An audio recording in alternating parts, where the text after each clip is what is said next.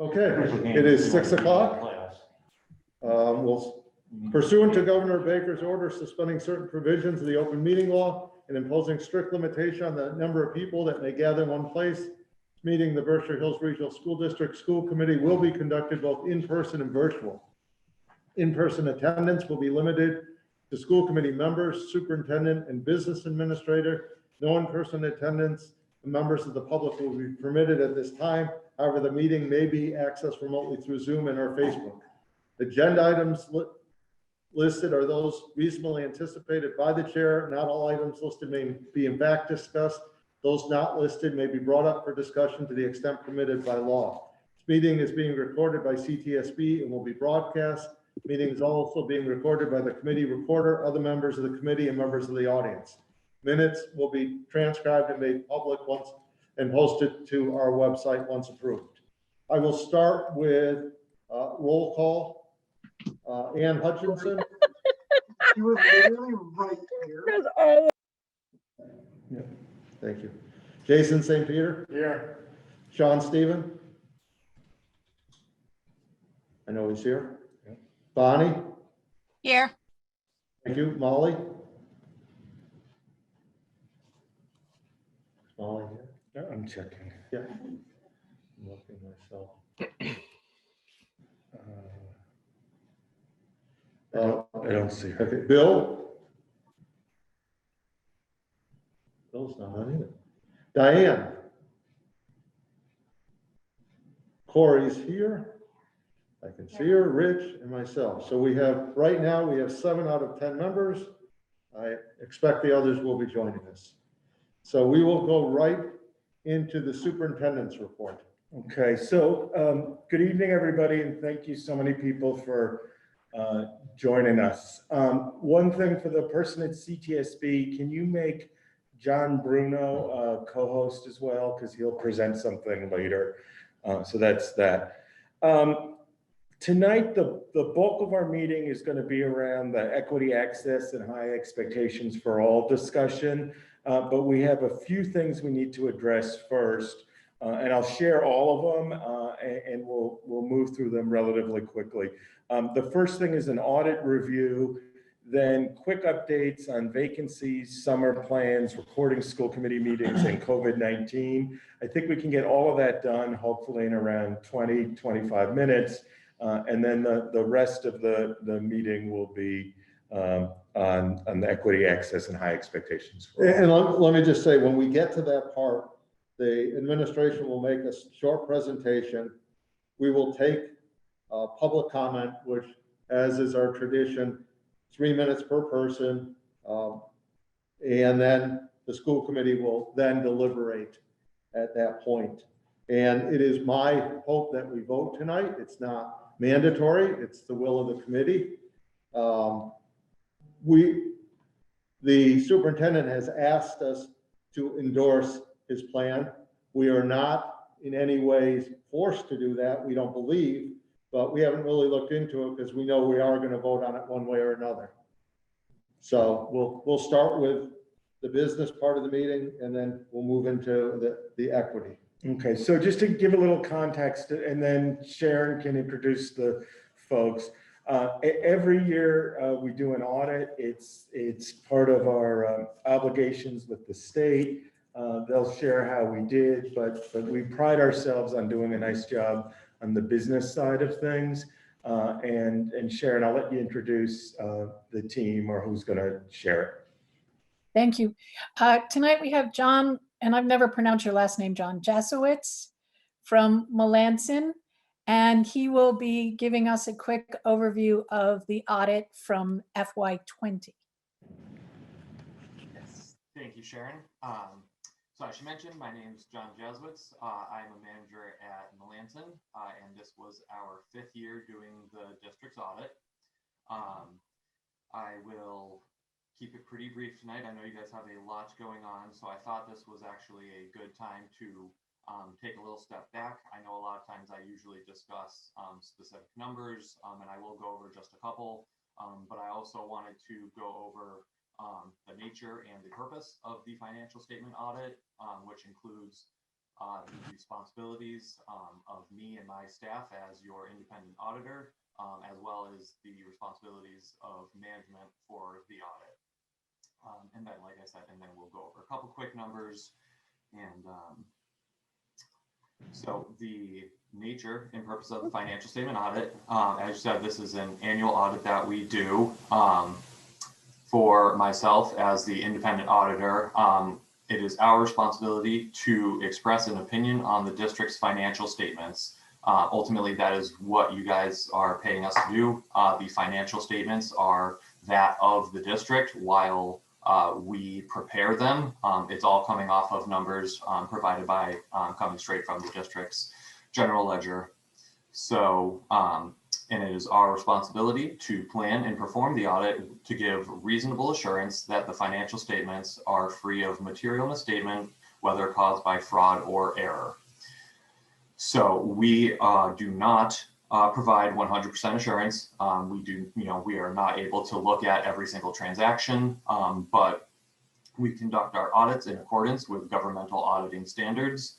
We plan to perform our audit using materiality. So we are looking at the largest balances. We are looking at the riskiest areas to, uncover any potential issues. On the district side, the management, the financial statements are the responsibility of the district. We prepare them, we put them together, and we put them in accordance with the governmental auditing standards. But ultimately, the financial statements are the responsibility of management. Management is responsible for establishing and maintaining effective internal controls, which we test during as part of our audit, which we did not have any issues with this year. It is also the responsibility of management to identify and ensure that the district is complying with laws and regulations. Also, we did not note any issues with that this year. They are responsible for making all financial records and related information that we need for the audit available to us in a timely manner. And we can also say that they did that as well. So there are a lot of responsibilities of management, and we like to remind everybody that an audit certainly does not relieve management of these responsibilities, but we are happy to say that we did not note any issues with that during the fiscal 20 audit. So like we said, we're working on the FY20 financial statements, and these are, again, they're the district's numbers, but we take them and put them, we present them under the rules established by the Governmental Accounting Standards Board, which is standard for all municipalities. And the financial statements, they are made up of 5 parts. The first part being the audit opinion, which is the only part of those that is ours. That is what we give. We are giving our opinion on the financial statements. The other 4 parts that make up the financial statements are all that of the districts. It's the management's discussion and analysis, the government-wide financial statements, the fund financial statements, and footnotes. I'm sure Sharon has made that all available to you. So if anyone is following along on the financial statements, I'll just go over a couple quick numbers from FY20. So if anyone has them, I'm on page 13, which is your general funds balance sheet. And I just like to highlight down at the bottom under the fund balances, there's 3 amounts. Next to committed is 200,000, which represents the balance in the district's capital stabilization fund.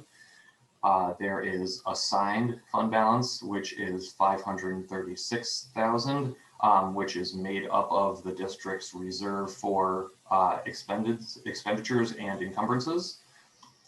And lastly is the unassigned balance, which is just over $1 million, and that's the amount that is certified for E&D. And that was roughly 3.7% of the operating budget, which is pretty good, right about where you want to be. And then the only 2 other things I wanted to touch on were Again, if you have the financial statements in front of you on page 11 in the statement of net position, in the middle third, you'll see net pension liability and total OPEB liability. So your net pension liability is the district's share in Berkshire County retirement system and their unfunded liability. The good news for this year was that it actually went down, which was across the board for Berkshire County, mainly because their system they had good market results, and the system's overall funding went up about 5% from 84 to 89. So that ended up with a smaller liability for the district this year. And then the other is total OPEB liability, which you'll see is $85 million. And that represents the district's share of retiree health insurance cost. It is not you have to pay this amount all at once. It's a long-term view of, what the district could potentially have to pay out, decades down the road. Just for some perspective, last year, the balance was just about 69 million. So it's about a $16.5 million increase.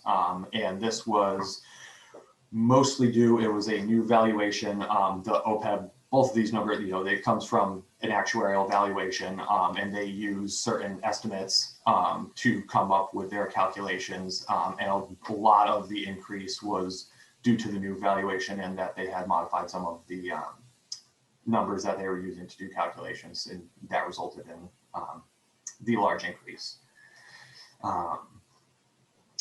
And at this time, the district has not yet started to fund the liability. And that was mainly what I had. Does anyone have any questions, comments, concerns?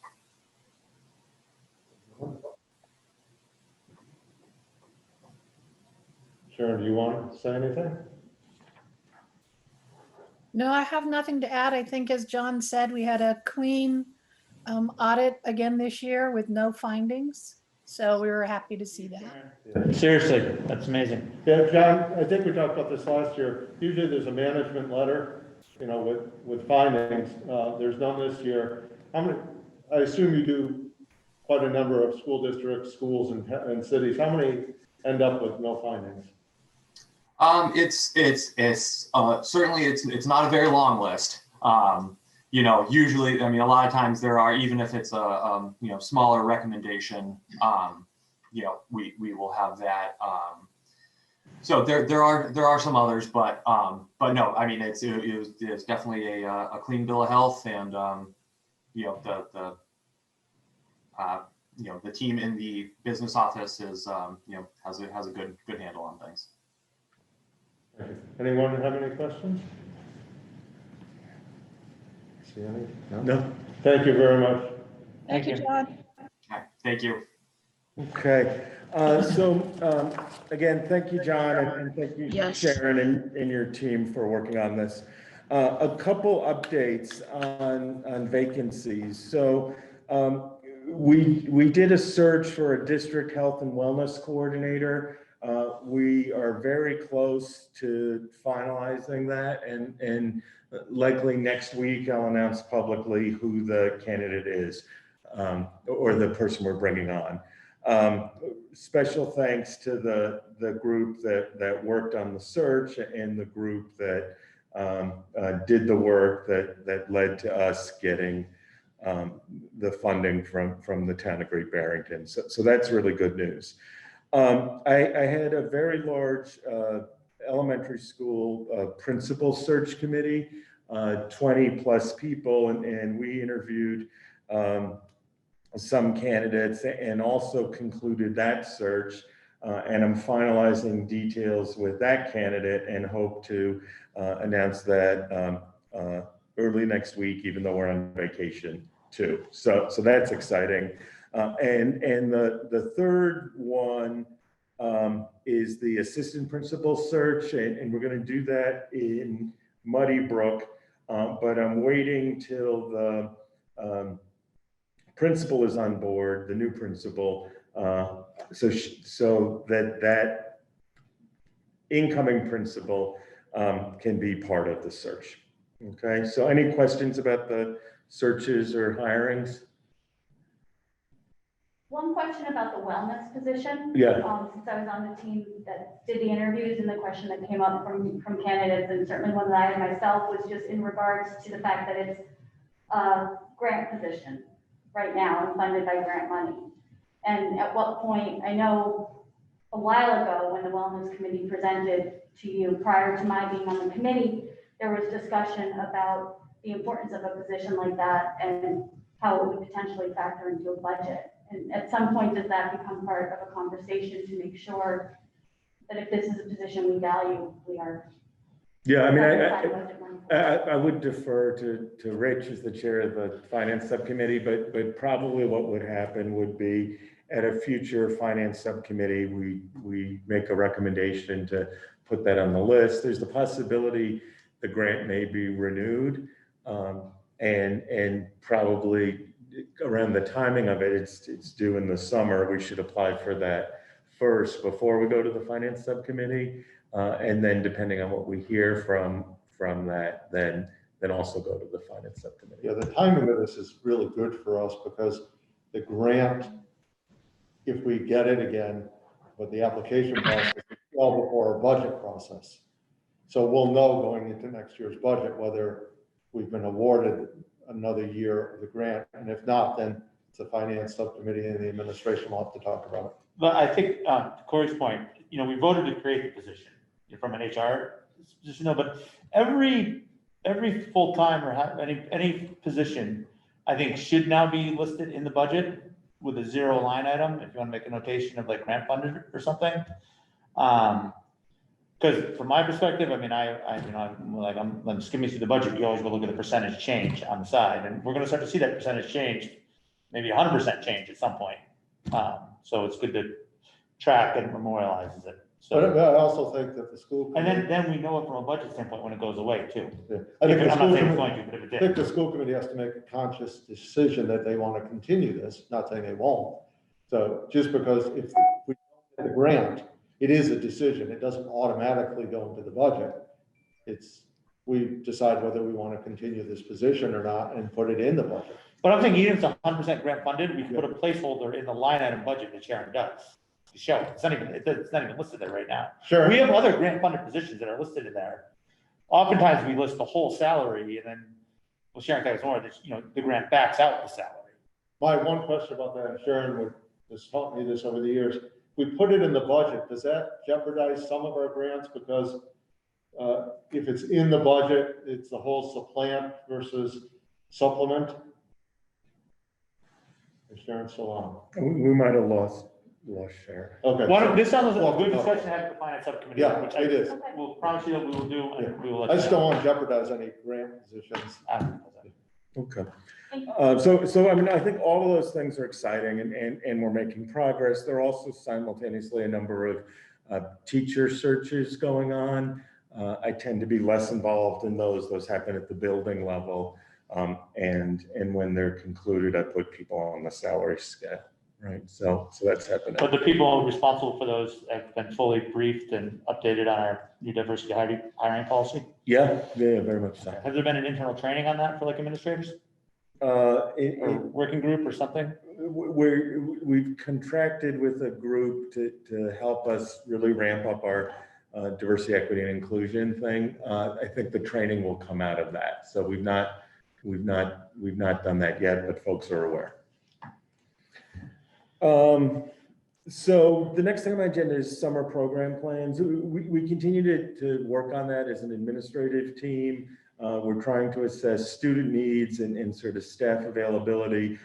We had a nice meeting with several community-based partners to think about what our summer programming will look like, and also what some of our other programming might look like. So we're working on that. And I think maybe at our next meeting, we can share even more details on that. A little housekeeping thing. someone on the committee wanted it to be clear that there were links to recorded meetings. So if somebody missed a meeting and they wanted to see them, they could see them. There's on our website under school committees, there's now a link to CTSB TV where all the meetings are recorded and archived. So if you have some free time and you want to watch a meeting that you missed, you can do that. Or if you were so enthralled by what was going on and you want to see it again, you could do that too. Last little quick thing, the little update on COVID-19. So we're heading into April break. Please, please, please use common sense around travel and interactions and what you're doing. Every time there's a break, on the back end of the break, there's a little bump in cases and transmission rate. The good news is lots of older people are getting vaccinated, even some younger people are getting vaccinated, but there's several strains out there and we need to be deliberate and careful. Schools are doing a really good job. A while ago, when we sort of jumped into the pool testing thing, we thought that might be overwhelming.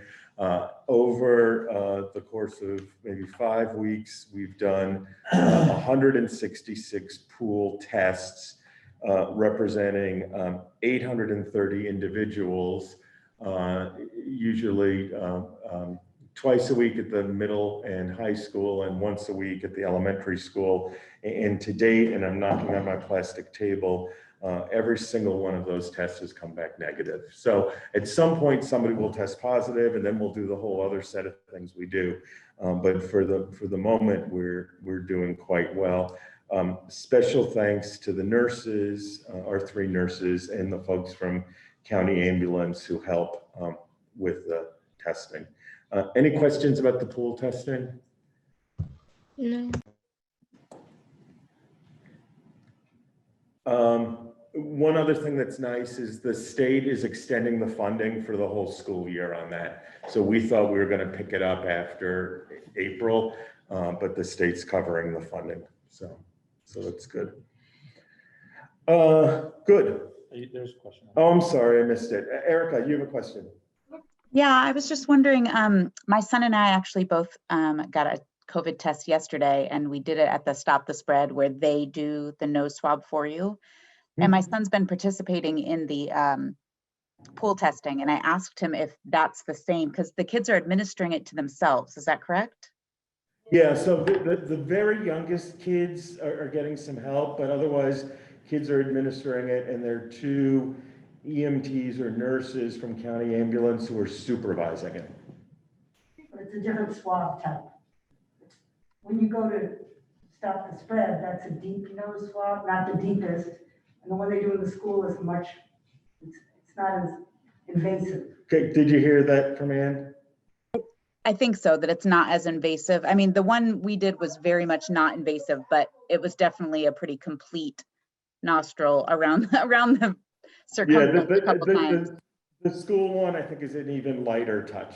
Okay, that was what my son reported, and it just occurred to me, like, if I were to trust him to brush his teeth without some supervision, it wouldn't be great results. So I was just curious about quality. Yeah. No, and the really good news is they're not like any of the ones we were doing at the beginning of this, which were really invasive. Cool. Thank you, Erica. Any other questions? I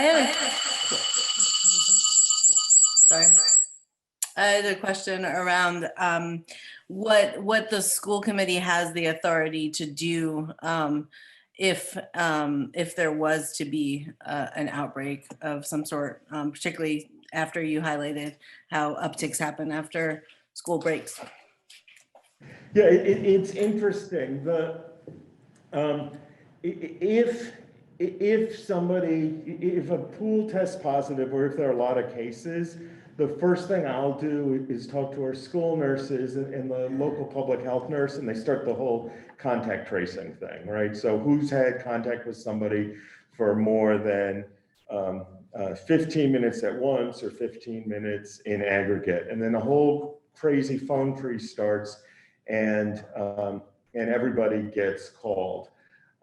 If there were significant clusters in the school, at that point, I'm obligated to call the Department of Elementary and Secondary Education and tell them what's going on and ask their advice around what to do. So I cannot unilaterally close the school without getting in trouble. I could close a section or a grade or something, but I reach out to them and get guidance. Does that address your question, Jen? It does. I'm wondering if that's new procedure, that you don't have the capacity to make the call of a school being remote. Like, for example, in January, when there was a full remote period of time, was that something that you had the autonomy to make the decision of, and has that changed now?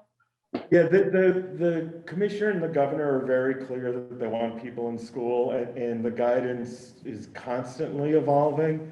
But the expectation is, as of April 5th, everybody pre-K to 5 was to be and are in person full-time 5 days a week. And the middle school by April 28th. The high school, they've not set a date yet, but we set a date for the high school of April 28th. I think if there were a big outbreak, then it would start to tax our capacity to test everybody and handle it. And they have these, like, what do you call them? Like RVs, like command centers, right? Mobile command centers. And then they go out and do their thing. I think they did it in one of the schools in Pittsfield. I think they've done it in Springfield and some other communities. That's helpful. And just to confirm, so what I'm hearing is that the school committees and that you as superintendent do not have the same autonomy as you had a few months ago to consider the public health of our community the way that you did before. The state now has control over that, and you don't have the same type of jurisdiction. Yeah, I think that's a fair characterization. They might say it slightly differently, but I think that's accurate. Okay, so for the record, I'm just stating that that's concerning to me. Yeah, I mean, Massachusetts is a place that's built on local control, right? And in this context, we may have lost some of that. So, great. Thank you. Sure, thanks. Anybody else with questions on the COVID stuff?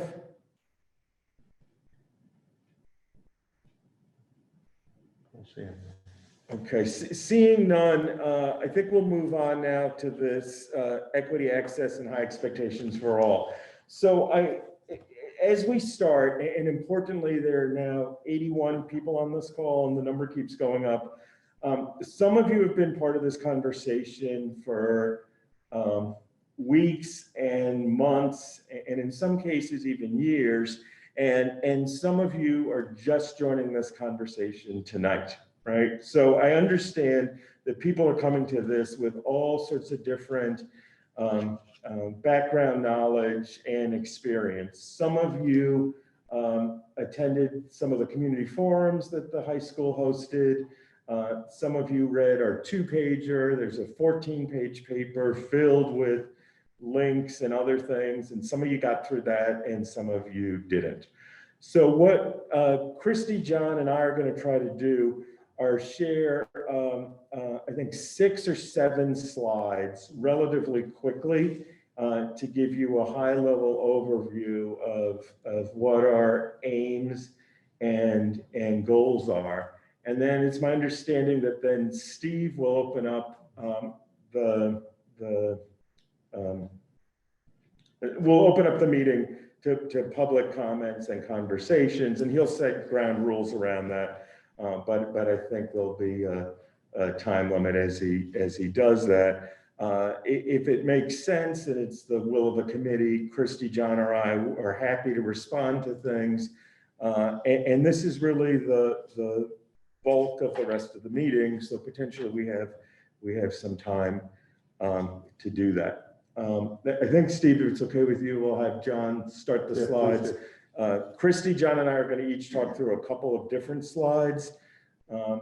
and then we'll go from there. Okay, so we frame this work as equity, access, and high expectations for all.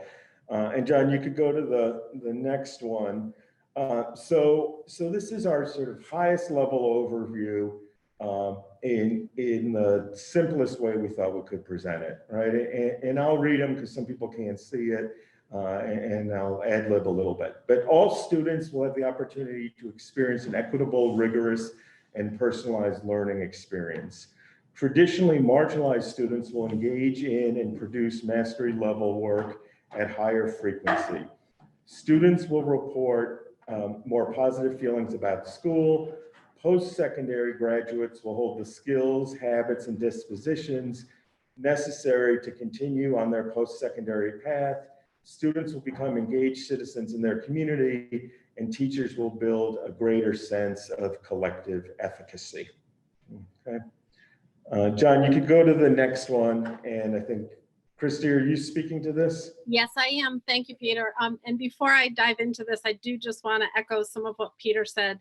I want to thank everyone who's participated in the first school committee meeting back on March 10th, the following one on April 1st, the 2 forums we've held, and the multiple people who are here this evening to engage in this conversation. We're going to continue having forums at the high school every 2 weeks after vacation to keep this conversation going. I think it's incredibly important, and whether you're here to support or express concerns, I really want everyone to know how much I value the input and the community involvement, because I think it's actually critical to the success of this work. So I just really wanted to be on record saying that. We did at the last school committee meeting share much of this data, so we're not going to go through the specific data. We've added some to the document that was shared with the school committee. So there's some analysis about enrollment that actually connects to gender. I did include class size information for the past 5 years on 9th grade courses in particular. That was a question that the school committee asked last time. So if you look in particular at this year's enrollment data for the 9th grade courses, the largest 9th grade cohort this year is 22 students. And actually they go down to like the lowest I think is 17. And this year in particular, we're only running 6 periods with 6 cohorts. So if we could increase that next year to 7 cohorts, which it's very likely we will be able to pull that off with an 8-period schedule, which is what we're going back to, that would actually reduce the class sizes to 15 or 16 students each. And we should be able to distribute those classes so that they're pretty well balanced in terms of size. I know that that was a concern. Much of the other things on this list of what we talked about last week. So I won't go through every single one, but for folks who are interested in seeing more data, there's plenty there to look at, and I'm happy to take questions on some of the specifics. I won't read them all. But. Next slide, John. The Open Honors Explained, I am going to just re-emphasize some key points. This is beginning for the class of 2025. That is our current 8th graders, our next year's 9th graders. Students will register for their courses and then earn honors distinction through demonstration of mastery of the proficiencies. So this is not about just doing more work and earning more points or doing extra credit or going faster. This is really about the depth of learning and a student's demonstration of that. The decision to pursue honors distinction should happen as a collaboration between the student, teacher, and family. So that it's not something that is predetermined by any one particular person, but that the student actually really is at the center of that. The pursuit of honors distinction can be fluid.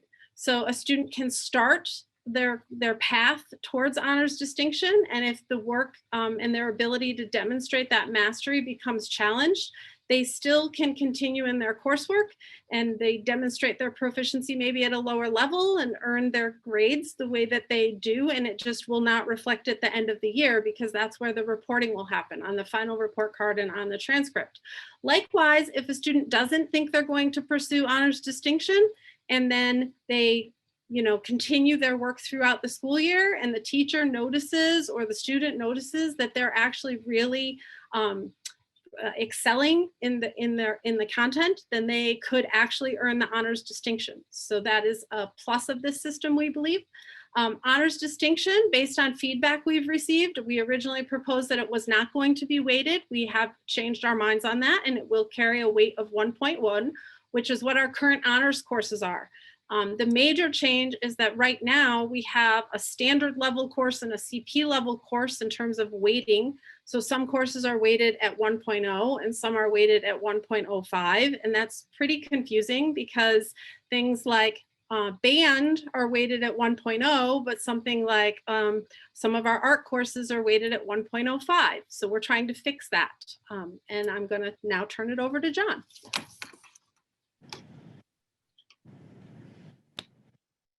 There it is. Sorry. So I'm going to talk briefly about our professional learning plan, which started long time before I came here. It's basically this portion of our professional learning plan started in the preparation phase back in 2017, where teams of teachers and administrators did research on these topics. They did school visits all across the country, in the Northeast especially, and in California, in Vermont, New Hampshire, all over the place, working on proficiency work, looking at proficiency work, looking at it in actual schools, seeing it happen, talking to teachers and students and administrators about it. We've been working with Great Schools Partnership since that time. I think 2018 they came on, and we worked with the Teachers Development Group, which was focused on our math teams here. We increased team teaching here, and we also built, I'll admit that person, I guess, teacher leadership structures that include the ILs, which means instructional leads. We also have department coordinators and horizontal team coordinators, all sorts of teacher-led sort of governmental structures here in the schools. So this year we've been working on building the understanding of proficiency-based learning. And again, we've had even more teams studying, discussing, developing lessons, leading lessons. We've had professional learning groups that have been aligning assessments. And through all of this, these teams have been sharing this with the greater school, teaching staff and the other schools as well, somewhat. And then this summer, like Peter already talked about, we're focused on these three goals, and we have many options for teachers. In that document, there's a huge list of options. Those are just the ones that I put in. I have more, and teachers are encouraged to bring options to us. And if they're focused on our three areas of focus, which is proficiency-based learning, the diversity, equity, and inclusion, and also the one I keep forgetting to mention, SEL, which is very important, social emotional learning. That's all part of this big package, all three of those. They're encouraged to bring those to us, and we are willing to pay for professional learning for people as long as they meet these or focus on these goals that we're focused on. And we're also working on the ILs are continuing their work with Great Schools Partnership. We're focused on equity, PBL, UDL, DI. So UDL is Universal Design for Learning, and DI is diversified or not diversified, differentiated instruction.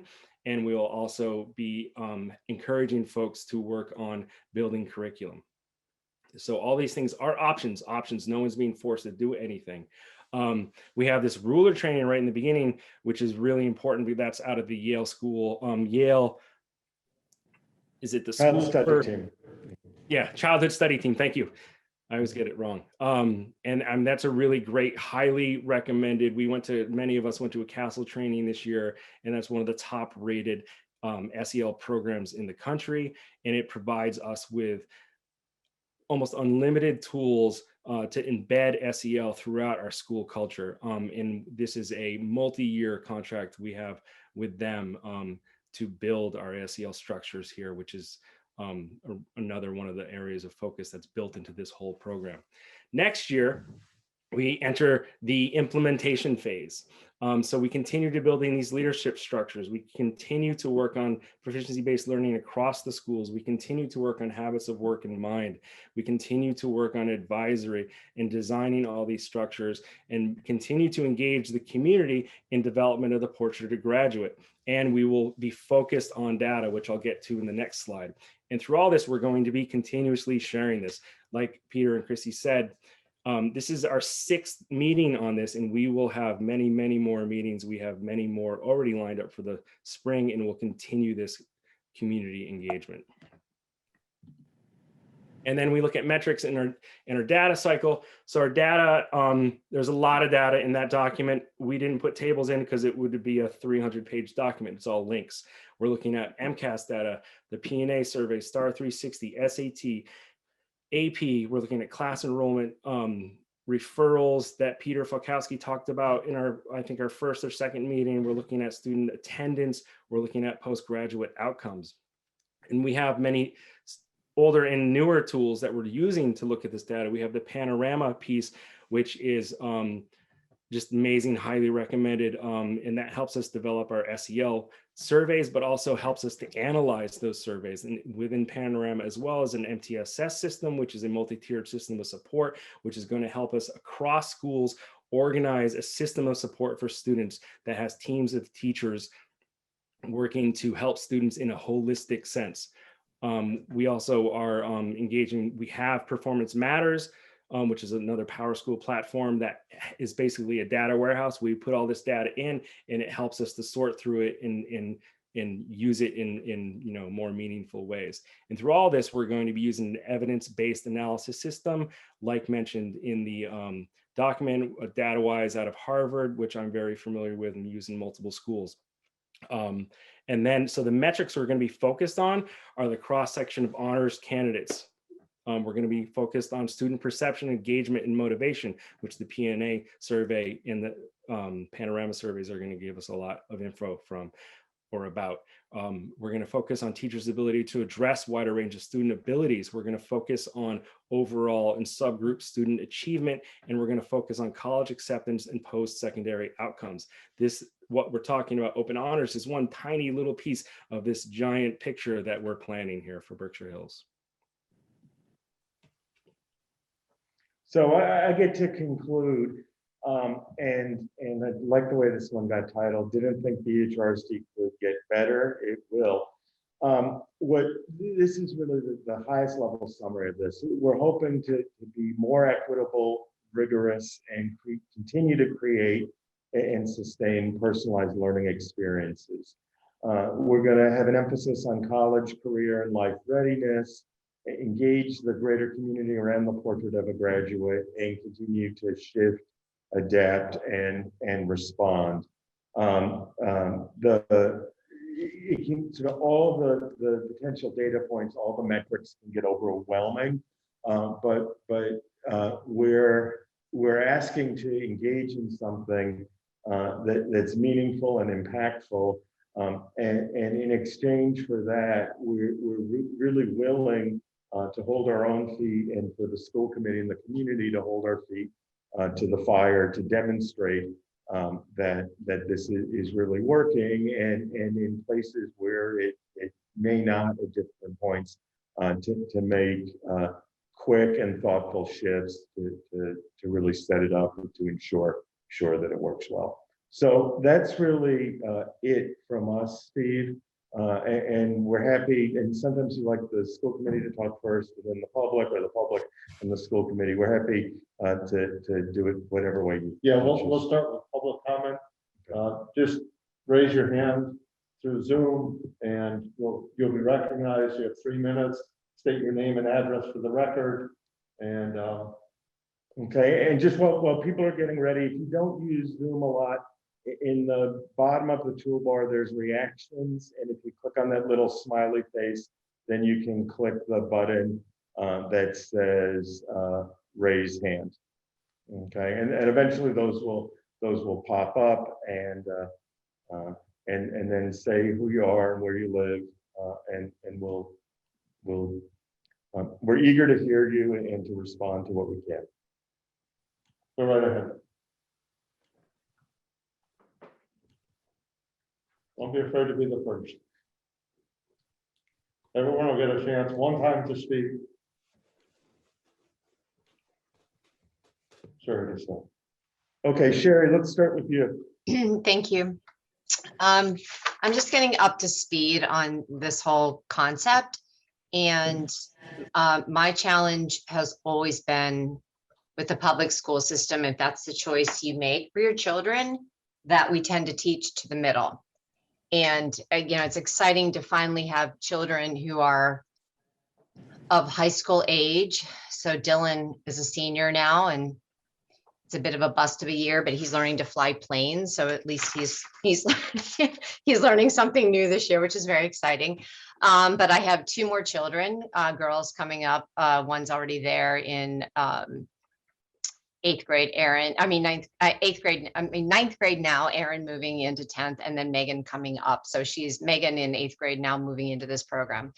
So I am trying to get my head around how this benefits Megan.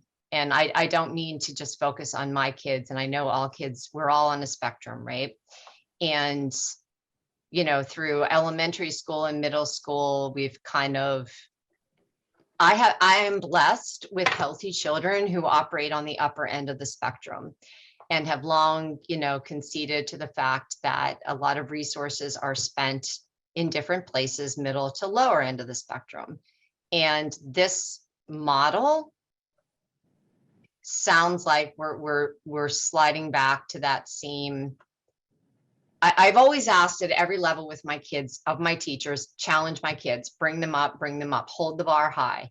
And in many cases, that's been accommodated. And it seems, based on the model that Dylan has been in, AP courses, honors courses, he's been in like-minded classrooms with other students who operate at his level, which has hopefully made him reach and stretch. And so I'm trying to understand how this benefits children who are at that upper end of the scale and are preparing for a very rigorous and competitive college world. And now, thankfully, Dylan has mastered that and has 4 great choices, and we've got Dylan through. But now I'm worried about Megan, that she is going to,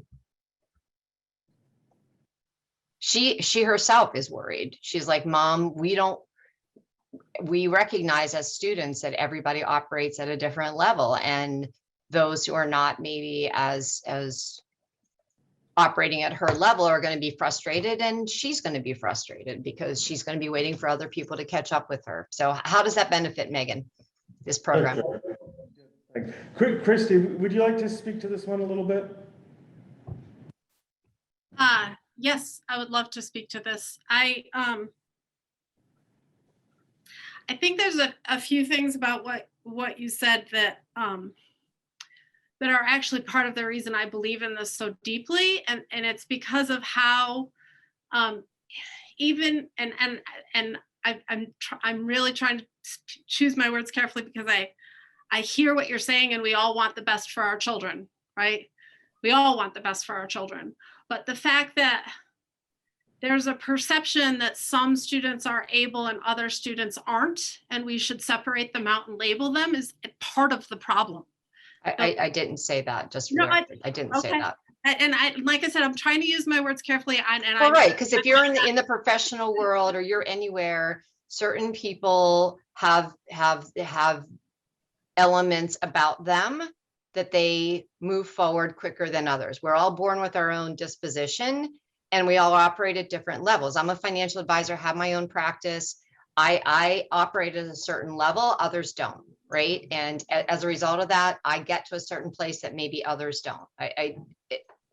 I'm understanding how this benefits Megan. So Trying to understand. Yeah, So I think, is someone else speaking and I should be quiet, or I didn't know if somebody else was speaking. Okay, so I think that what is important is that I agree with you. Everyone has different strengths and weaknesses, and the sorting of students doesn't actually allow all students the same opportunity to be challenged and shine. And that's what, in fact, we're trying to do. So within the classroom experience, we need to, so this is for all students. We need to change the educational practices so that students who are prepared and ready to excel and go in depth in topics can get that feedback on their growth, and students who need support can get the feedback on where they are in terms of their needs and growth for the proficiency they're working on. So for example, we want all students to develop the ability to be clear and concise communicators, but different students are going to be in different places in that growth, right? And their ability to communicate might be different depending on what particular content they're working with. So having proficiencies across content areas where we're actually giving students feedback on their ability to communicate, whether there's a student that's with Christinello in the automotive classroom and he gets feedback on his ability to communicate in that area and where their strengths and weaknesses are, I think is really important for everyone to see the bigger picture. And I don't know that I'm really addressing your question right now, and I'm sorry if I haven't, and I would love to engage in further conversation with you about this, Sherry. Peter, do you want? Yeah, I'll leave it at that. I think, I mean, there are a couple things. And I think parts of this proposal are misunderstood, right? So we're talking about starting with this in 9th grade, and then within 9th grade, students will be able to do this work with honors distinction and be challenged and engaged, or be met where they are and be challenged and engaged, right? So I think this isn't that different than 9th grade as it's constructed now. The year after, this extends to 9th and 10th grade, and largely similar. And then by the time students get to 11th and 12th grade, we see them making choices around what they want to do, but the choices not being limited by sort of silly gatekeeping devices, right? So if somebody wants to do the hard charging AP track and take 11 AP exams before they graduate, there's still an opportunity to do that. It might not be so good for their mental health and well-being, but if somebody sees that as their path to achieving what they want to do, they can do that. If somebody wants to get to 11th grade and really dig deeply into something in a rigorous way, social studies, math, anything else, art, music, automotive, there are opportunities to do that. I think what's likely distinguish our graduates, and part of why we've been so successful with college and career, is they do check the boxes for some of those AP classes, but what's most interesting about our graduates is they've had an opportunity to carve a path for them that's highly personalized and individualized. And I think our folks are getting into competitive colleges and programs because of things like Dylan did with learning how to be a pilot, because they wrote their own play, because they participated in Poetry Out Loud, because they did a really rich internship at AIER and learned about economics, because they spent 2 months working in an organic garden and really learned a lot about that, and then were able to write and speak about it in a way that was creative and interesting.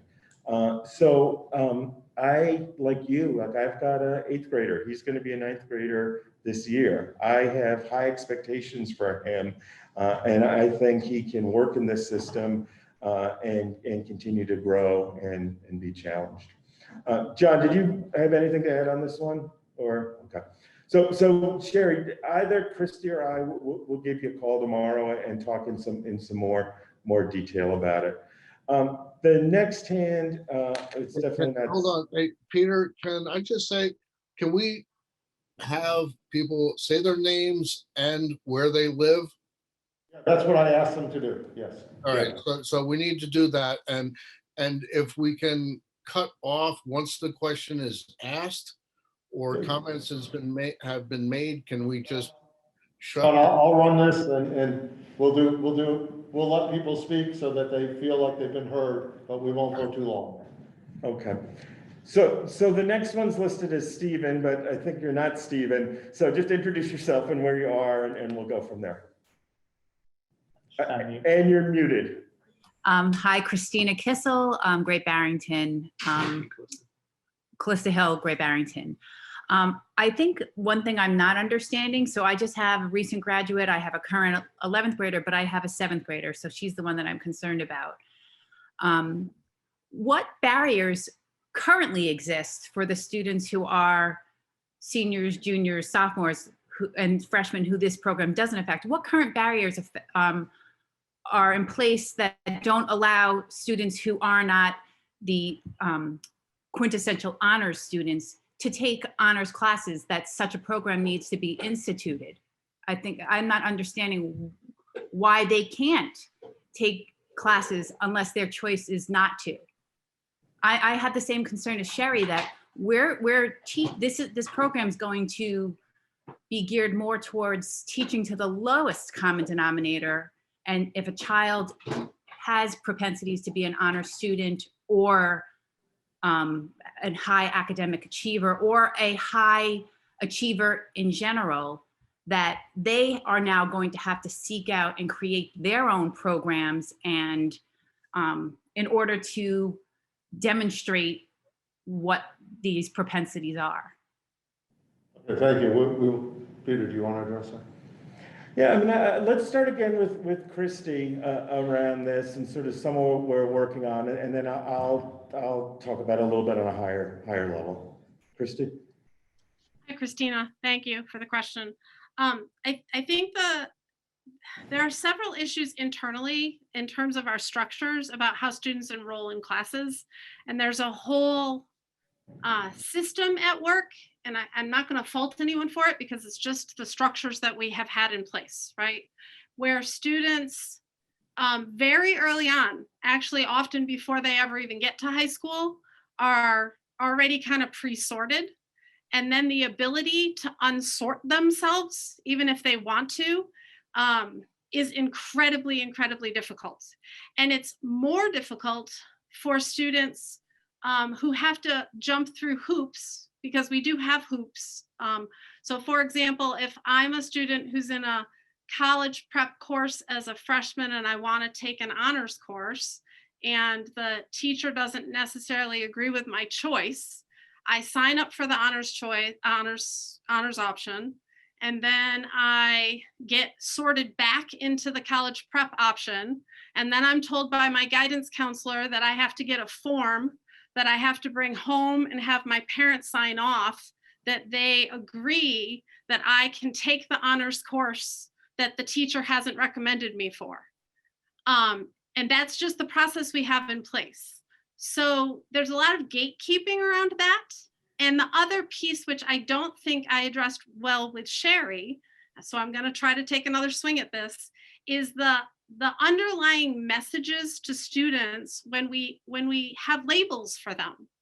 That when we label a student CP, it just does something to their self-esteem, and it has impacts even on the socialization that happens within student groups in the building.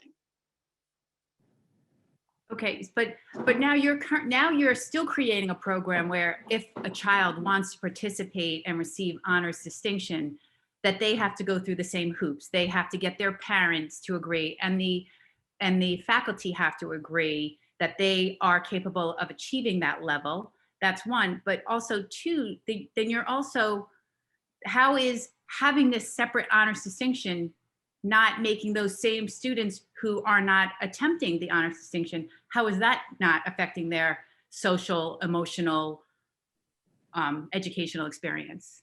So it's two things. It's within the classroom, so there's easier on roads and off roads, right? Students can, even if I'm a student sitting in a class and I don't think, because I don't think that I'm a really great math student. I've never seen myself as a good math student. And I'm in algebra and I'm learning algebra, and the teacher is presenting challenges to the entire class. And all of a sudden I'm demonstrating that it like clicks for me, right? So I haven't actually indicated that I want to do honors distinction, but now I'm having the opportunity embedded within the classroom. And so when that light bulb goes on for that student, they actually are getting the challenge to take on within the classroom. So that was one of the things in the slide I talked about, is the fluidity of this that does not exist in our current system. Okay, let's see who's next. So Sheila? Hi.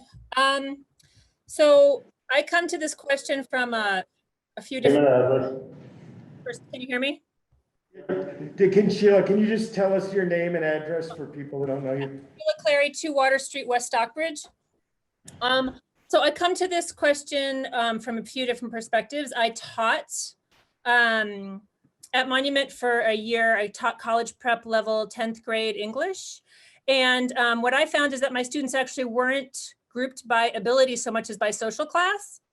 One day we had a little discussion about gun control. A kid came in the next day with a very, very well-written 4-page essay that was not assigned. And it was so well written and so well argued that I said, hey, why didn't you sign up for honors? And he said, I don't want to be with the rich kids. So there's that, which was really an eye-opener for me. It's not about ability, it's about social groupings, which happen way outside of school and way before Monument ever starts. The second piece of this is that I'm a parent of an incoming 9th grader. And from her perspective, I wish that, you know, this all had happened 10 years ago so that she wasn't sort of in the guinea pig group for this. But I'm really, really excited and proud that my hometown high school is going to be undertaking this and that she's going to be participating in the inaugural group. I'm really proud. I'm so proud that I've been like moved to tears about it, because from having been a teacher who's been working on equity issues for the past, 20 years of my life, I'm just really, really proud. I have no doubt it's going to be really hard. There's going to be a lot of challenges. As a teacher, I'd probably be just like tearing my hair out right now thinking about how I was going to do it. But I think that the effort, which brings me to my third point, which is that I'm a citizen of the United States and a citizen of the state of Massachusetts, and we're a broken country. And part of the reason that we are broken is because we haven't gotten serious about addressing issues like this one. And that when we refer to, kids in the classroom, and I don't mean to call anybody out here, but like as the lowest common denominator, that's a human being there. And I think of the kids in my classroom when I taught, when you say that, those are human beings, and they deserve to have as much success and to feel as much success in their lives and to be valued in their community as much as anyone going to Harvard or Yale or any of those schools that I was raised to go to and that I did go to and that my sister did go to, and that frankly, I don't want my kids to have anything to do with. That's my comment. Thank you. Next. Jolynn. Hi there. Hi, everyone. My name is Jolynn Unruh, and I live at 22 Prospect Lake Road in Egremont, but I am a teacher at Monument Mountain High School, and I also have a child who graduated from Monument and another child who is graduating in a few weeks. And I just would like to share a teacher's perspective a little bit. For the past bunch of weeks that I've been listening to everybody chat, there have been some really nice conversations where people have said, how can the teachers rise to the occasion? They're exhausted. They've learned Canvas. They've learned how to do remote teaching. They've learned how to do hybrid learning, et cetera, et cetera. And that is true. We are exhausted. However, I really appreciate what Sheila Clary just said. We are a community that prides itself on being progressive, on looking out for everyone, and not just a select elite few. So when I hear parents, and parents I know in this community who are saying, well, what about my child? I think, well, what about everyone else's child? Don't those children matter as well? And the last 2 weeks ago when I listened to this meeting, I heard several parents saying, well, where are those parents? Where are the parents of those students? The students that we're talking about as being, I don't know, what do you want to call them? Like students who struggle academically, or students who haven't had all of the opportunities that some other students have had. Maybe that's a better way to say it. And the fact is that some of those parents work in the service community, so they're out working right now, or they're putting their children to bed, or they're feeding them, or the English isn't their first language. There's a lot of reasons why parents might not be here advocating for their children. And my thought is, well, isn't that our job? Isn't that my job as a teacher to advocate for all students and not just a select few? So yes, I'm exhausted. And yes, this is going to be an uphill climb, but I'm so grateful to work for a school district that cares about equity, that cares about diversity, that cares about rising to the occasion of fairness. And so the last thing I just want to say is that I think the time to address inequity is always right now, even if it's hard. So we have to do this. Thank you. Thank you. Yeah. So I think the next, and my hands are moving around a little bit, so I'll try to do this in order, but I think it's Rebecca and Josh, then Nico, then the other Rebecca, then Steph, and then Ann. So let me start with Rebecca and Josh. I think we just want to say thank you. We are so excited for our children to be a part of this experiment. Address, please. Oh, yeah, sorry. Rebecca Honig, Tyringham, Massachusetts, 3 kids in the district. And thank you. We are thrilled for our children to be a part of this experiment. We are 100% behind this. I want to say that when our eldest daughter moved into the middle school and started telling us who was in her class, she got through like 3 kids. And we said, let us guess all the rest of the kids you are learning with. And we successfully guessed every single one of them. And we all had something in common. It was socioeconomic background. Our child has been afforded so many advantages. You do not need to think about her. I mean, you already do, but she is going to be just fine. We want to do whatever we can to support any move you can make to create a more equitable and inclusive environment for all students. And we're just, everyone is going to thrive. I'm so excited to see what happens. Everyone benefits from more inclusive and equitable classrooms. And just want to echo what Sheila said. We are part of a community. We are part of creating social change. We want to be behind any initiative that's going to lead to more social justice and inclusion.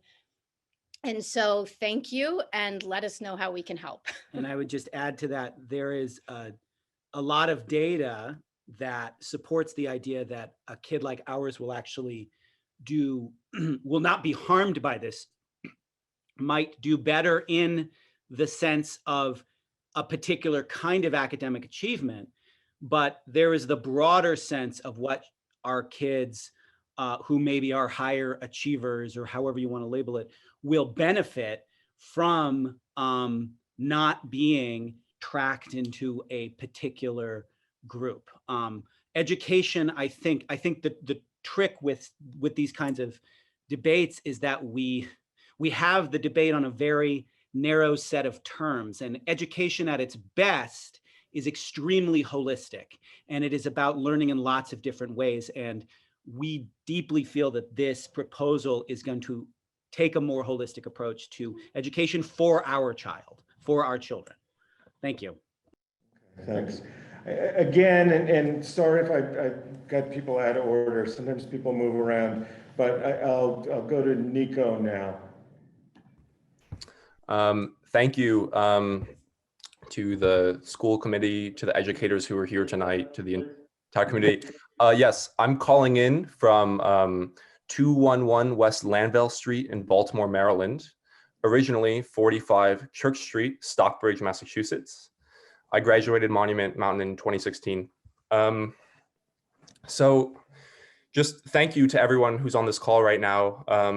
I know a lot of us have differing opinions, but I think it's really great that we're having a spirited conversation about all of this because we care about what is to happen to the future vision of our high school. I heard about this initiative 6 or 7 days ago, but I have been tapped into the conversation around this for years. The minute I heard about it, I teamed up with other alumni from the school to basically write a letter, which everyone at the school board has.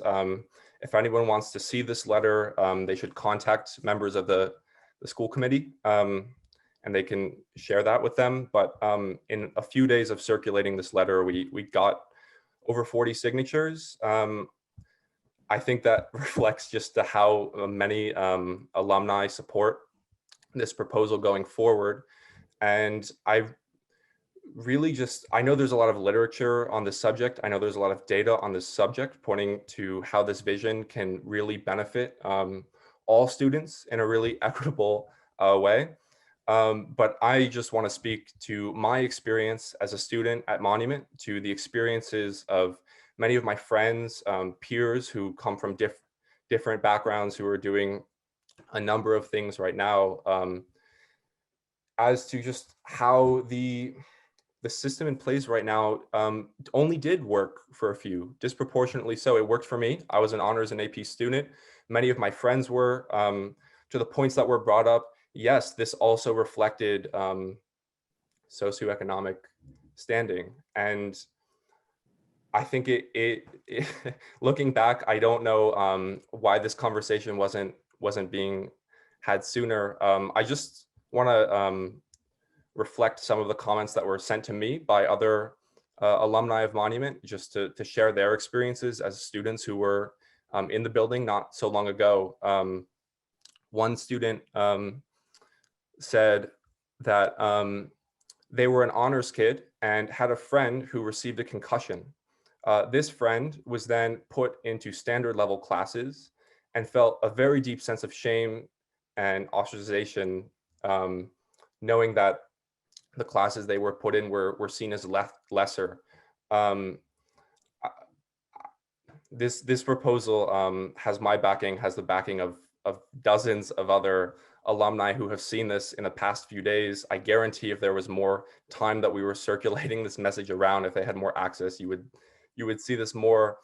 But my question really is, how can we have a class size of maybe 150 students and have students like myself, students like other honors AP students, have little to no contact with many people who are in our grades? And what does that do for the general community that this school is trying to build?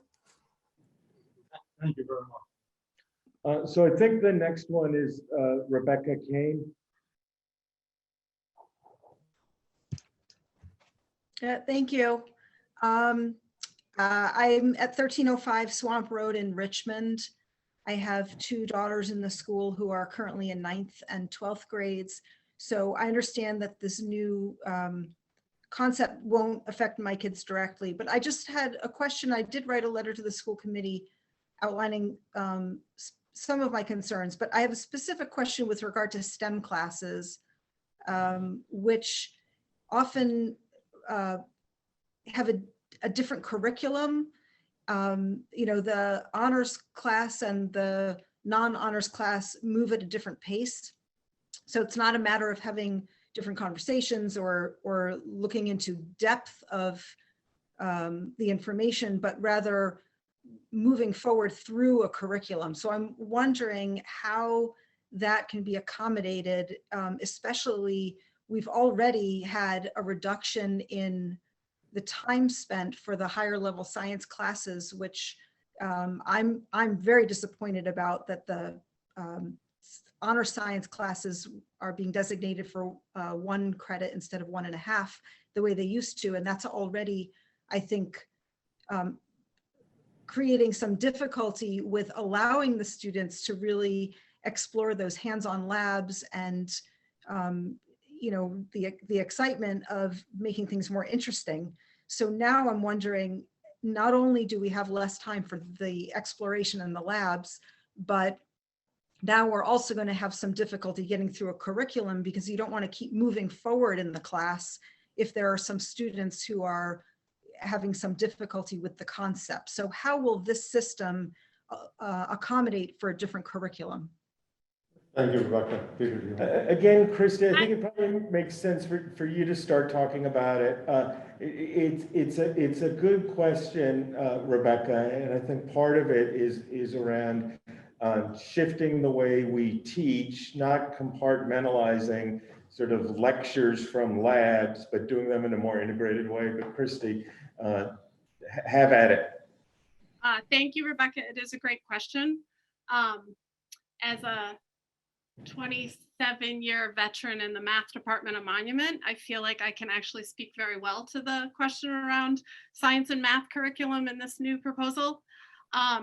So it was in the report we gave to the school committee, but we did start 2 years ago with a group, teacher development group, and their entire focus is actually on the shift in mathematics instruction. And this shift begins all the way down into kindergarten and helping students when they're 5, 6, 7 years old see themselves as mathematical thinkers.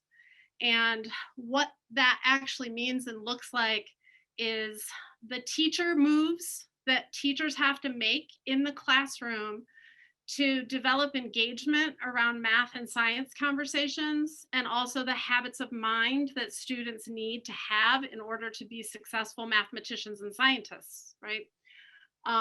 So we were in this work before COVID hit, and we'll be getting back to this work next year. I will share just a little tidbit.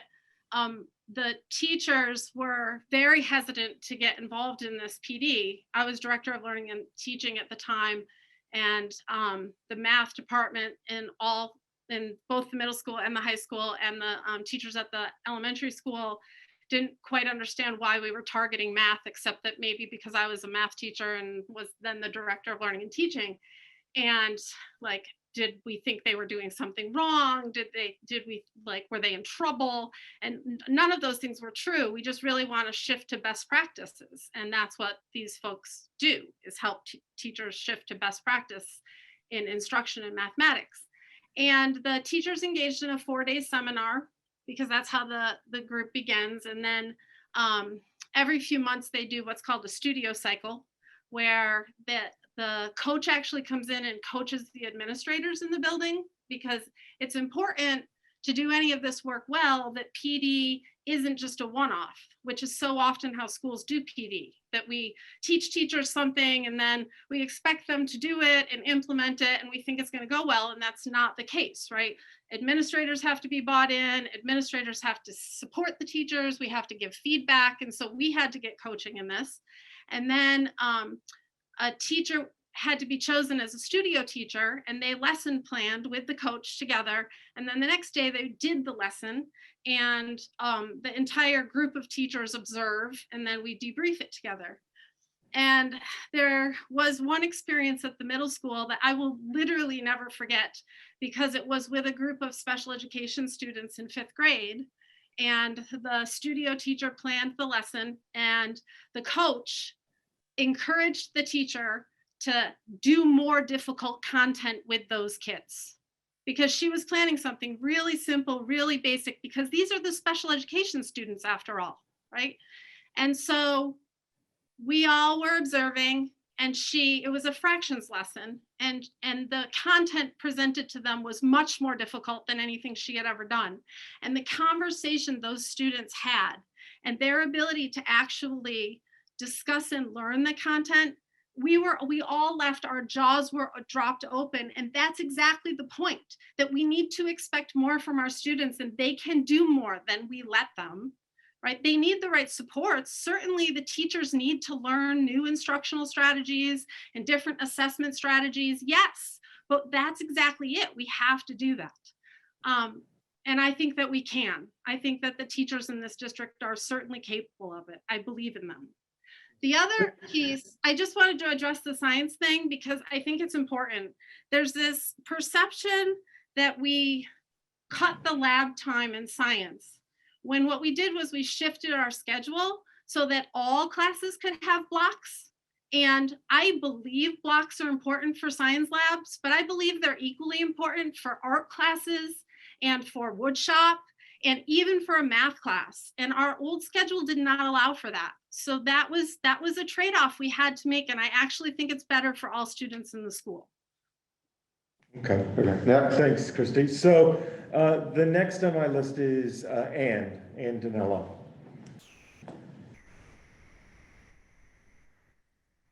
Oh, it's not Ann, it's Chris. Chris, tell us who you are and why you're going by Ann. No, this is Chris Danello, automotive technology teacher, Monument Mountain Regional High School. And Ann Danello, special education teacher and social studies teacher at Monument Mountain Regional High School. And this is Leo Danella. We don't live at the school, but I don't know. It seems like now I do for some reason. But I just wanted to say, like, so this, we live in Great Barrington. So and we were both students of Monument, and I believe we're both kind of portraits of a graduate from Monument Mountain in high school too. And living the dream in Great Barrington, and trying to make our community a better place. But I will tell you this: when it comes to this school, there's not one person in the school that doesn't care about every individual student in this school. And I will say, like, when it comes to like equity being best practice, it's like we are trying to create a school that's like we're not leaving anybody behind. Like, we're giving everybody an opportunity to equally to succeed. And I just want to talk about how important it is to have a student like Dylan in my class. And I'm just going to retract a little bit and go back to Dylan, because I want to just tell you, first of all, I love Dylan. He's a great student, and he's exceptional, and he's just an amazing person. And I think he's probably going to 3D print an entire airplane and fly it someday. But I will tell you how important it is to have him as a student mixed in with other students that are not as high achieving as him, and definitely other students that struggle. And what that does, it gives an opportunity for Dylan to be a leader in the classroom, to be a teacher amongst his peers, and to really facilitate the needs of the teacher as well. Like, he can be an asset to me. And I've been using that model for a long time as a teacher. And that's, and that's only because I've really worked hard at making automotive a diversified place. Like, when I came back to this school a few years ago, like 12 years ago now, which is crazy.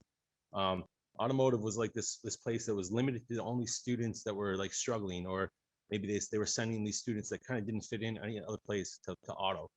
And what that did is it really made it a kind of a tough place, a place that many students were afraid to go to. And when I started to work in other things, like, getting other people to take the class or try auto, it really changed the whole dynamic. And what I mean by like more diversified, I mean like having girls take auto, or having like English language learners take auto, or people with, severe learning disabilities take auto, like really diversifying it and opening up to everybody. And what that did by intermixing those people, it really like just like gave them so much more.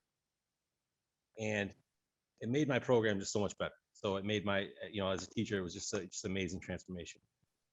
And I'm also a parent of two students in the school. So one's in 9th grade, one's in senior, and they're very different. Like, so Maggie, she's going to graduate this year, and she's going off the place. She's an achiever, right? And do you want to talk more about Emily? Emily struggles more. She has lack of self-confidence. She believes that she's a CP student, and she has actually found confidence this year being in 9th grade in a class of mixed students, and realizing that she is capable of much more, and she's pushing herself. So she is an example of the possibility that changing our outlook on how we're going to teach our classes and how we are going to represent our school can really be changing for any student. All right, and I will say, like, I could probably go on a little further. I know you really don't. I know, but I'm just saying, like, so grateful for everybody's opinion here tonight. I love to hear everybody's voices. So thank you all so much. Yeah, Thank you very much. So Steph McMahon.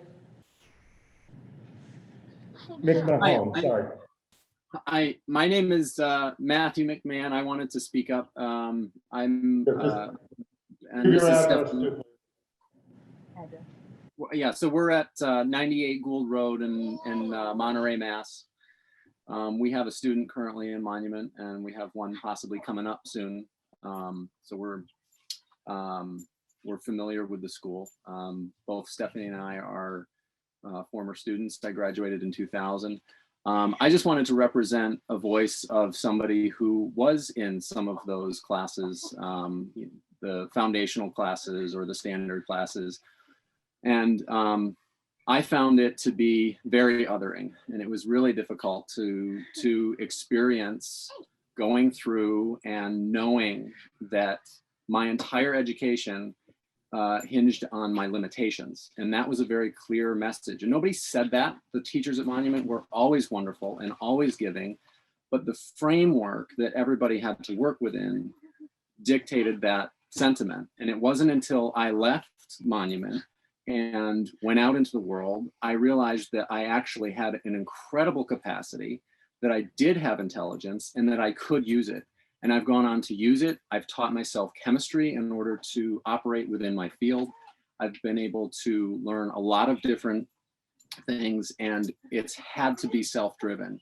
And I think about all the students who might be told earlier on that they are a part of the group, that education and learning is something that's done together.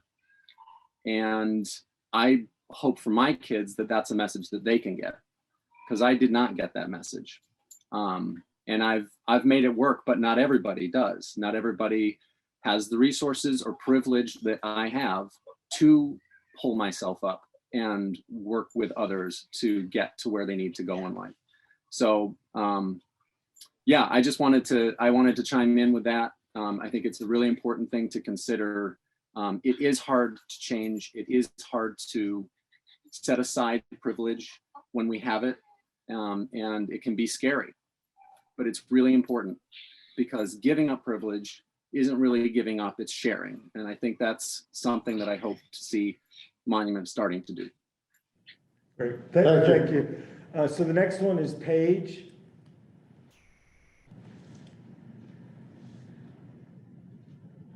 Or Susan, sorry, could you just, Susan, introduce yourself? Sure. Good evening. My name's Susan Smith. I have a daughter that's in 11th grade. I have a son who graduated. And we've had connectivity issues, so that's why it's saying page L, if you're looking at that. So my point is, or my question is very simple. Have the teachers bought into this? I heard Jolynn speak earlier tonight, but I need to know if all the teachers have bought into this, because they did not buy into the schedule change. And although Christy has stated that the block situation has worked well for everyone, and it's in her opinion been an asset and improvement to the school, I do know that teachers did not buy into this shift in the schedule, and I do know that students have suffered because of that. And I just also want to underline, listening to everyone's stories tonight and their perspectives, obviously it brings more information to me. And I appreciate that. I clearly want an excellent education for every student that goes through Berkshire Hills. I too, like Chris and Ann, am a graduate. But I just don't want our kids to suffer as this program gets implemented. Long question, which was meant to be a short question. So Christy, let me start on this one, and then I'll let you fill in. There are roughly 60 teachers at Monument, slightly fewer than that. To get this thing going next year in the 9th grade, we're really looking at 10 to 12 teachers being invested in it. Christy's about to start a process of recruiting and selecting people to do it. So the question is, have the teachers bought into it? Is there unanimous support among 60 teachers? No way, right? But we're quite confident that there will be support among the 10 to 12 teachers who are going to directly work on it. Many other teachers also support it. And then we think as we get it going and demonstrate that it works, it'll spread. Christy, can you talk a little more in detail on that? Yes. I think that there are much more than a majority of teachers that support it. I think the vast majority of teachers support it. I think that there are, I don't want to even put a percentage on it, but a smaller chunk of teachers who are like super enthusiastic, ready to go. And there is a middle group of teachers who I think would be super enthusiastic and ready to go, except for what Jolynn voiced, which is they're really exhausted. This has been a really hard year. And I am doing my work with my staff to really support them through this. That includes this spring, the work we're doing. That includes the options we'll provide for them in the summer. And it includes really thoughtful planning in the fall to give the team of teachers who take this on the time and support that they're going to need to be able to do it well. I do not want at all to minimize their feelings about how hard this year has been, but at the same time, I know that they believe that our practices as they have stood cannot stand in the way that they have, because it's not creating equity for our community, and it has to be addressed. So I think we still have a road to go to get everybody enthusiastic, and the majority definitely are in on the plan.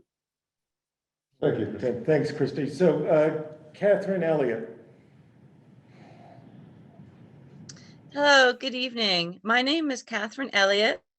I live at 339 Egremont Road in Sheffield, Massachusetts. I began teaching at Berkshire Hills in 2006. I currently teach at Du Bois Middle School. I teach French. I also am currently teaching one section of high school French at Monument High School. Thank you for giving me the time. I attended public schools both in the United States and in France. And because I was going back and forth between both of the countries, I wasn't really a clear fit in either school system. And as a result, I was put into the quote unquote lower level of classes. This meant that the students that I attended classes with were at a socioeconomic level lower than my family was. This has probably been one of the greatest benefits that I've had as a human being, because I learned about what it is to be human and accepting. I didn't really understand the difference between the haves and the have-nots until I was in my later teens. I attended Yale University. I got into Yale because of who I am, not because of where I went to school or because of the courses that I took. My main point tonight is this. We're talking about equal access entry. We're not talking about taking all students and making them high honors students at graduation. We're talking about they come in and they have equal access, whether or not their parents understand how the school system works. My parents didn't understand how the school system worked in France or in the United States. And as a result, I was put in lower level classes. This doesn't mean that the students automatically get to take calculus and French 5 and AP chemistry. They need to prove themselves and show that they're capable of moving on to the higher level classes. We are not talking about getting rid of AP classes. We're not talking about getting rid of AP sciences or math or French 5 or Spanish 5. You can let everyone into Harvard, but you can't let everyone become a physician because they have to prove themselves. So I applaud this program because I think that it allows students to enter into a possibility, and perhaps that possibility isn't something that they're able to follow through with, but perhaps it is. And I think that that's extremely important, because whether it's 1 student or 10 students or 12 or 100, we owe them that. So thank you for considering this opportunity. Thank you very much. Okay, so the next one is Noelia Salonetti. Hi, I'm Noelia Salonetti. I live at 12 McCarty Road, Tyringham, Massachusetts. And I am a 9th grade student at the high school. And a lot of the people that have spoken today are past teachers or current teachers or neighbors. And I just really appreciate everyone who's talked about their opinion and their view on this. I think as a student, I have a very definitive perspective. There's a lot of people that can talk on behalf of their kids. But I think for me, looking at this, it makes a lot of sense because it doesn't feel like it's something that's going to put anybody behind or ahead per se. And I think that's really important. Like, I think putting people at an equal playing field is a good start because ideally the goal is an equitable playing field. And I think what we're talking about is like, it's kind of like what Sheila was saying, like it's dehumanizing to tell a student that one person is better than and one person is less than. And it's a societal issue that we have. And like people have pointed out, like it's an issue of like racism and classism. Like it doesn't just happen. It doesn't just like occur that some students are put in some classes and some students are put in others. And as an honors student, I don't even feel that challenged. Like I feel like I do a lot of work that's busy work. And so I would not be concerned that I'd be in a class where I wouldn't be challenged by like being with other students. Like we're never going to be in social situations with only people who are just like us or who think just the same way. And honestly, that would be a very dangerous proposition because it doesn't make sense for us to be around all these people who agree with us constantly and think the same way and have had the same background because we can't learn from each other that way. And so I think with looking at this, I think back to a project that I was asked to do just hours ago, and it was a survey and it was about the growth mindset. And the idea of putting students in a CP class is automatically saying like, this is your limitation. This is how far you can go.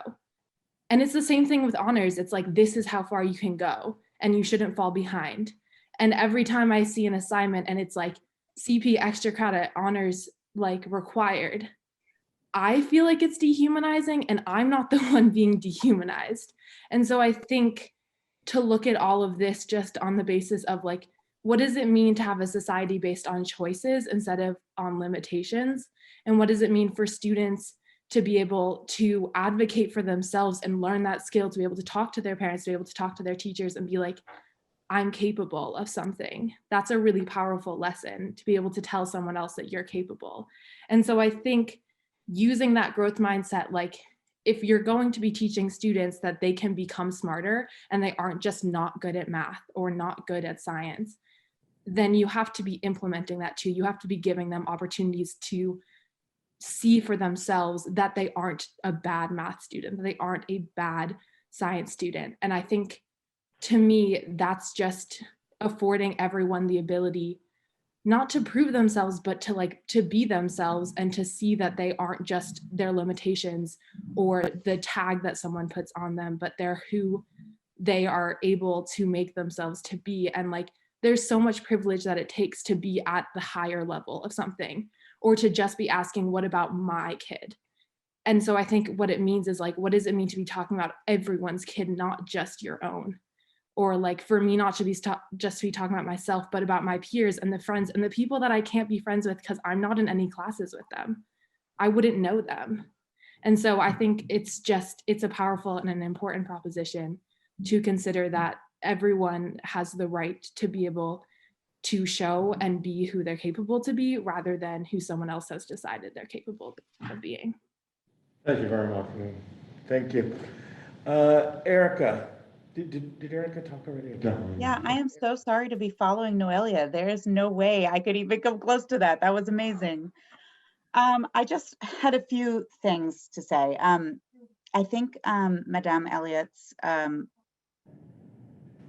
points are really important because I feel like there's a certain people who are focusing on this idea that something's going to be lost, and this idea that there's a fixed a zero sum and someone has to lose for someone else to gain something. And I feel like that's not true. And so I really appreciated the clarity that Madame Elliott brought to that, because I feel like it's getting misinterpreted a bit. I also wanted to point out that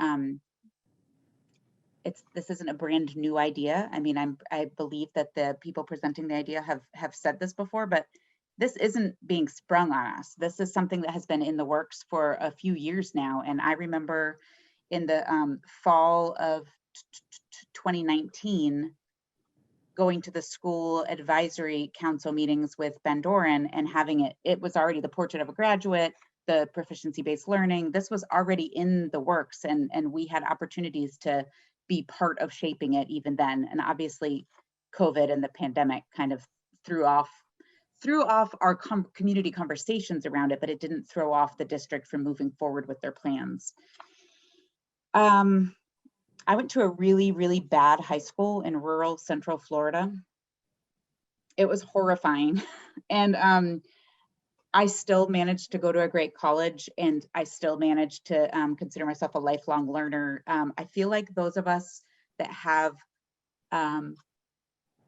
you know, there's a lust for learning that I feel like no matter what the class makeup is, no matter, you know, a bad teacher, that those things can't squash.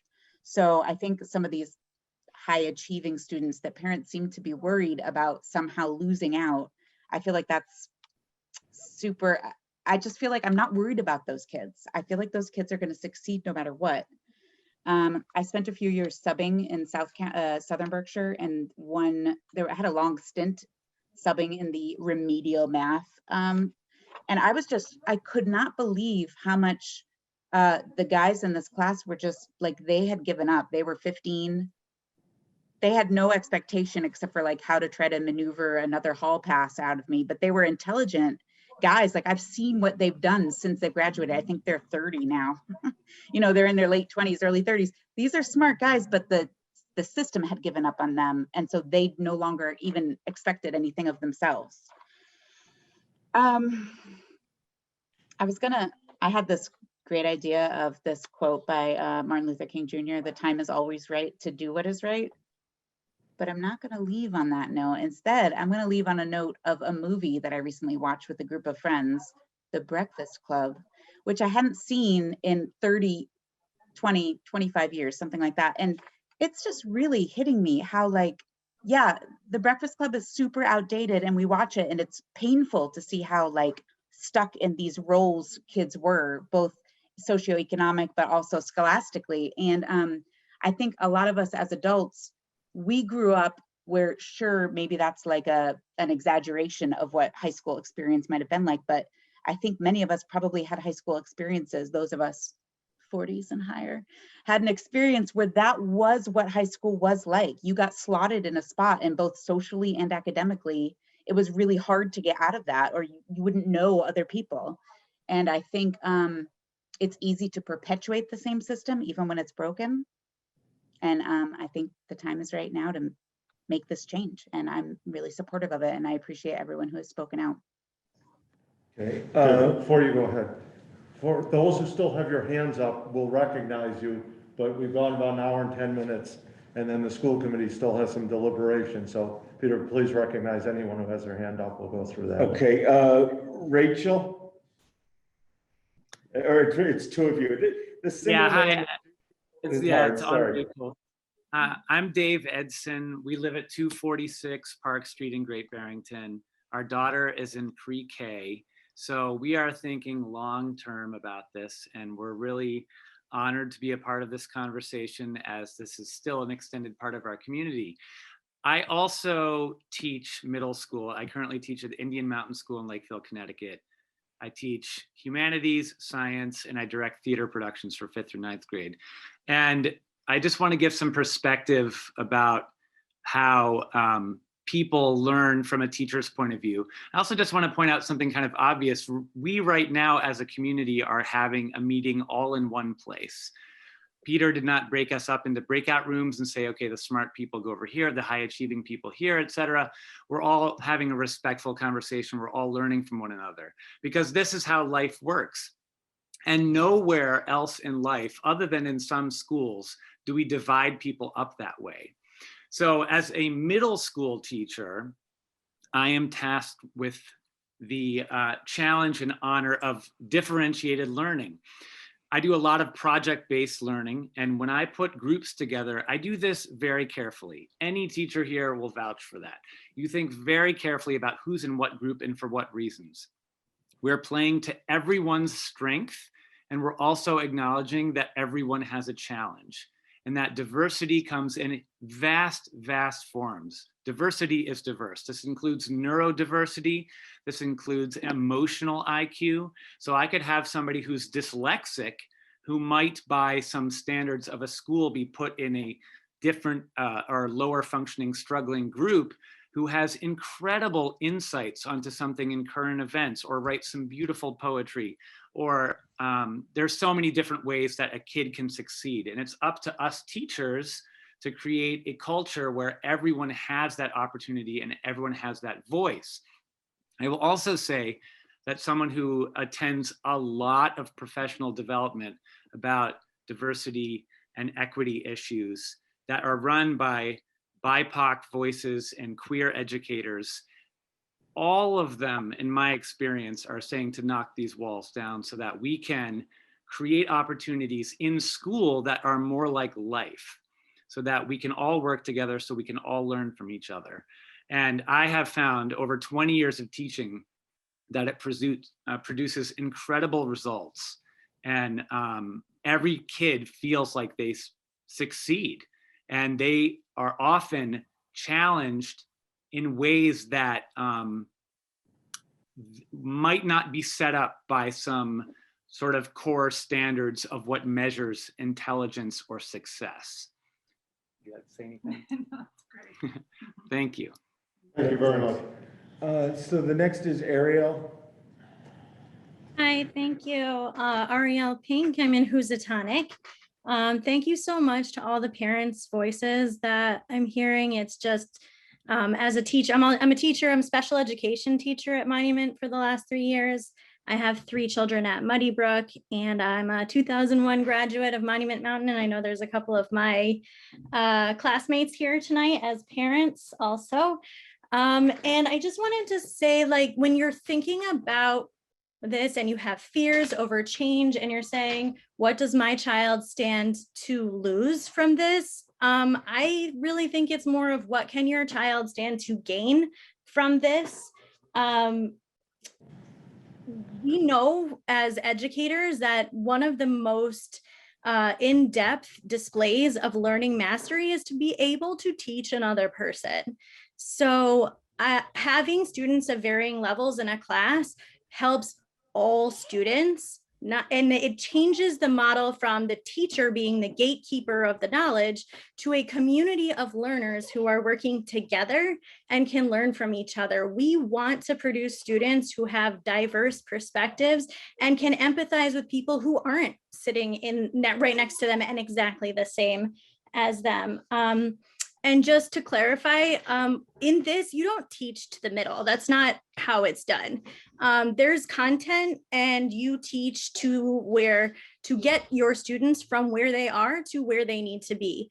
That's not the same thing as just teaching to the middle.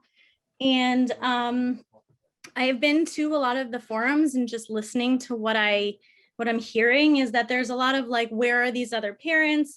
Where are the parents of the students who are the disenfranchised? And it's like, they're disenfranchised. That's why they're not here. They can't participate in this conversation at the level of many people with the education to be able to discuss it, which also usually means as well. So we are talking about a socioeconomic divide. And just to provide you with an example, I co-taught 9th grade English last year. And I had a student who I wasn't sure how literate the student was at the beginning of the year. I wasn't sure if they were understanding the novel that we were reading. It was really hard to tell because they weren't producing anything in writing. And this student, I had given just like a do now assignment, a small one, create something using color to convey emotions based on a quote from a novel. And this student created a beautiful abstract portrait following the emotions of the main character throughout the entirety of the novel using different colors. So this student clearly understood the book, was learning mostly in a class of students of similar abilities, but was demonstrating mastery of what we wanted them to know in a different way. They didn't write an essay about it. They made this and explained it and showed the understanding. So I think we need to get out of this box of like, the teacher stands at the front of the room. We put all the smart kids in a room and that teacher teaches the smart kids how to do things. We need lasting memory, and that you get from teaching and interacting and experiencing other people. Thank you. Okay, thanks. So Bob Redpath. Yeah, hi, Bob Redpath, Castle Hill Avenue, Great Barrington. Have 3 kids. So kids have actually been in Monument for the past 7 years or so. My youngest son is a junior currently. I think first I just wanted to thank the school for all the work they've done this year. I mean, it's just been, tough for everybody, and it's, hard for you guys as well with all the remote learning, but, you guys have helped support food for the community or some families and other stuff. So thank you for that. And I also just want to say that I support this equity and access for all plan, but I understand some may not. And I think part of the reason for that is the district doesn't really provide sort of a good annual reporting of the educational outcomes in detail sort of year over year. The annual budget shows some documentation very briefly, like 1 page, but there's really no sort of meat in there as far as the educational work. So I think not all folks have a sense of sort of the educational outcomes. So when the district brings up plans like this, there's somewhat of a disconnect, and people say, well, why change it? It's working fine. There's nothing wrong with it. Well, I mean, in some of the materials that are linked in the letter about this, it's linked to the Prevention Needs Assessment Survey, which is done every year. There's low commitment to school, there's high truancy rate, 50% of sophomores report depressive symptoms. So there's something there. The Massachusetts Department of Education rates the district at a 67. We're really near the bottom in terms of performance, and that's primarily around low participation rate for multi-race minority students. And this equity program can support everybody. It's not a zero-sum game, I think, as somebody mentioned. The district really needs to sort of make sure that they are complying, with all the state laws and all the community members, and make sure that they're, currently not all physical education is being provided for all students, which is sort of not in compliance with state law. There's some mental health planning issues that need to be taken care of, which I think the work is happening. So, I think the items that need to be added so the community is sort of up to speed on an annual basis is that we need to make sure that the accountability report card from the Department of Education is on some sort of annual documentation, an outcome of the district improvement plan year over year, so we can see some of the work that's going on, and really get a sense of what's happening. And I think, some of the metrics that seem to be are going to be captured for this equity plan, I think are great. And I think we got to keep doing them over time, and then we can see how successful it is, and see that that we're really serving all the kids in the district. And since the district is a $30 million some odd organization, we really need to make sure we have this reporting and spread out to all the townsfolks. And I'm surprised actually the select boards don't have better requirements on some of this reporting. But anyway, just the bottom line, I think the equity plan is a great thing. I think over time that we'll see it's a success. Okay, thank you. Thanks, Bob. So the next one is Krista Dalton. All right. So I kind of want to touch upon a few little segments that have happened. I'm from Houstonic. I'm an art teacher at Monument. I've been there for 21 years. I'm also in charge of supporting student voice at Monument at the moment. But that's not what I'm talking about right now. That was last week. But this week, what I want to talk about is I have a few students who are honors and AP level students who chose not to take those and took CP level classes because they said the conversation was stronger and more interesting for them, which was really interesting for me to hear. They ended up going to Mount Holyoke and Smith College, really good schools. And they chose to do CP classes because they weren't looking for grades, they were looking for dialogue and interactions with other students of different levels of ability. So I just wanted to throw that one out there for a second. And then I think it's so important that here I go, the student voice in this conversation. The letter that came out was super important from alumni. I was impressed to see the diversity of the students in just 3 days that supported this de-leveling.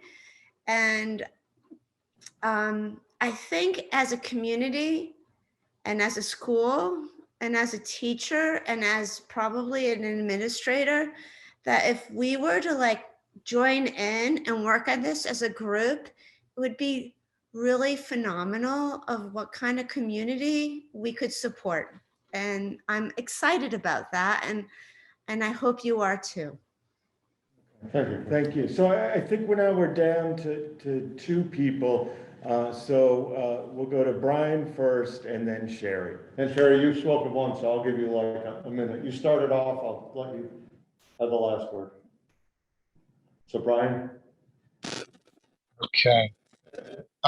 Sorry about this, guys. I am in transit. Brian Grossman. I am at 10 Brainerd in Great Barrington.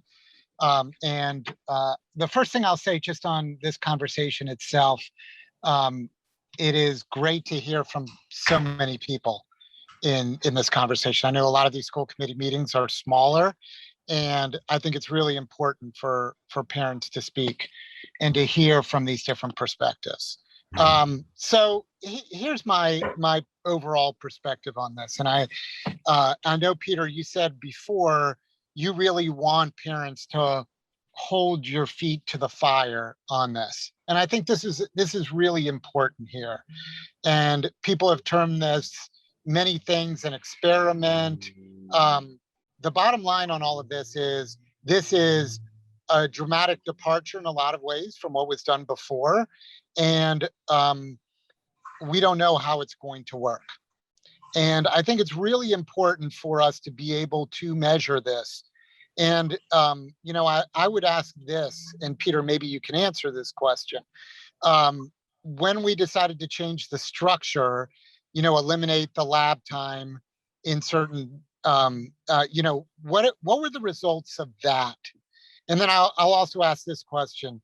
I know this is a great discussion of equity. A lot of us care very, very deeply. I would say just about everybody I've spoken to on the parent side, regardless of where their kids fall on the overall spectrum. Some of us have kids who fall all over the spectrum from special needs to honors to, just all over the place. I would really love to know, when we had this discussion last year, we were afraid that distance learning was going to adversely affect those who are more disenfranchised. And I know it's happened all around the country. I would just say, what have we learned from the changes that have been made so far? And, in particular, the changes that were made to the lab time that were had before, what are the results of that? And then I'd also love to know, after this experiment in distance learning, what did we learn from this? Where are our kids today versus where they would have been if they were in school full time? And I ask that because if we can't answer these simple questions about what has happened over the last couple of years, I'm afraid that we may not be able to answer them when we institute this and really understand what is happening. Because the bottom line on all of this is, in principle, a lot of this stuff makes sense and we care very, very deeply about equity. My question is it going to work?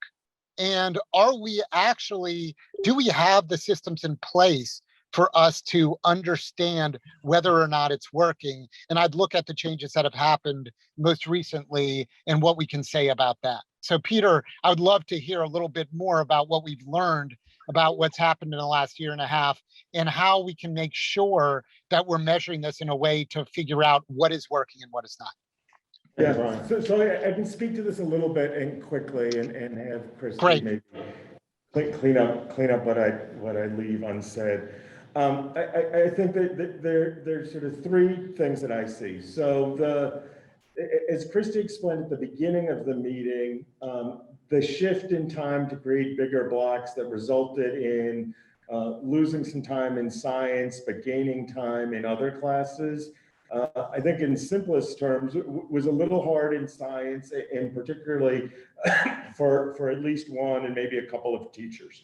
And I think that had an impact on some of those students. On the other end, many teachers had more time than they ever had, and I think that was very positive for them and those students. So Christy, just on that part, did I miss anything? Is there anything you'd want to add to that? Well, a couple of things. The shift in the science schedule, I want to be super clear about this because there was a lot of conversation coming from an individual teacher in the building who was not happy with the change. And that was not all of the teachers in the building. In fact, it was not really any but one or two. And while I want that person's voice to be heard, it shouldn't be heard over everyone else's when there were actual benefits to students in other places. So I have to say that. The other Christy, I would just say on this. Brian, let me continue. Please continue. So the other piece of that is when we shifted the schedule, we also shifted how science was signed up for. So the intent of the schedule, which was new last year, so we never even finished it because we went into a pandemic, was that students would take honors chemistry and they had their one period with the block built in.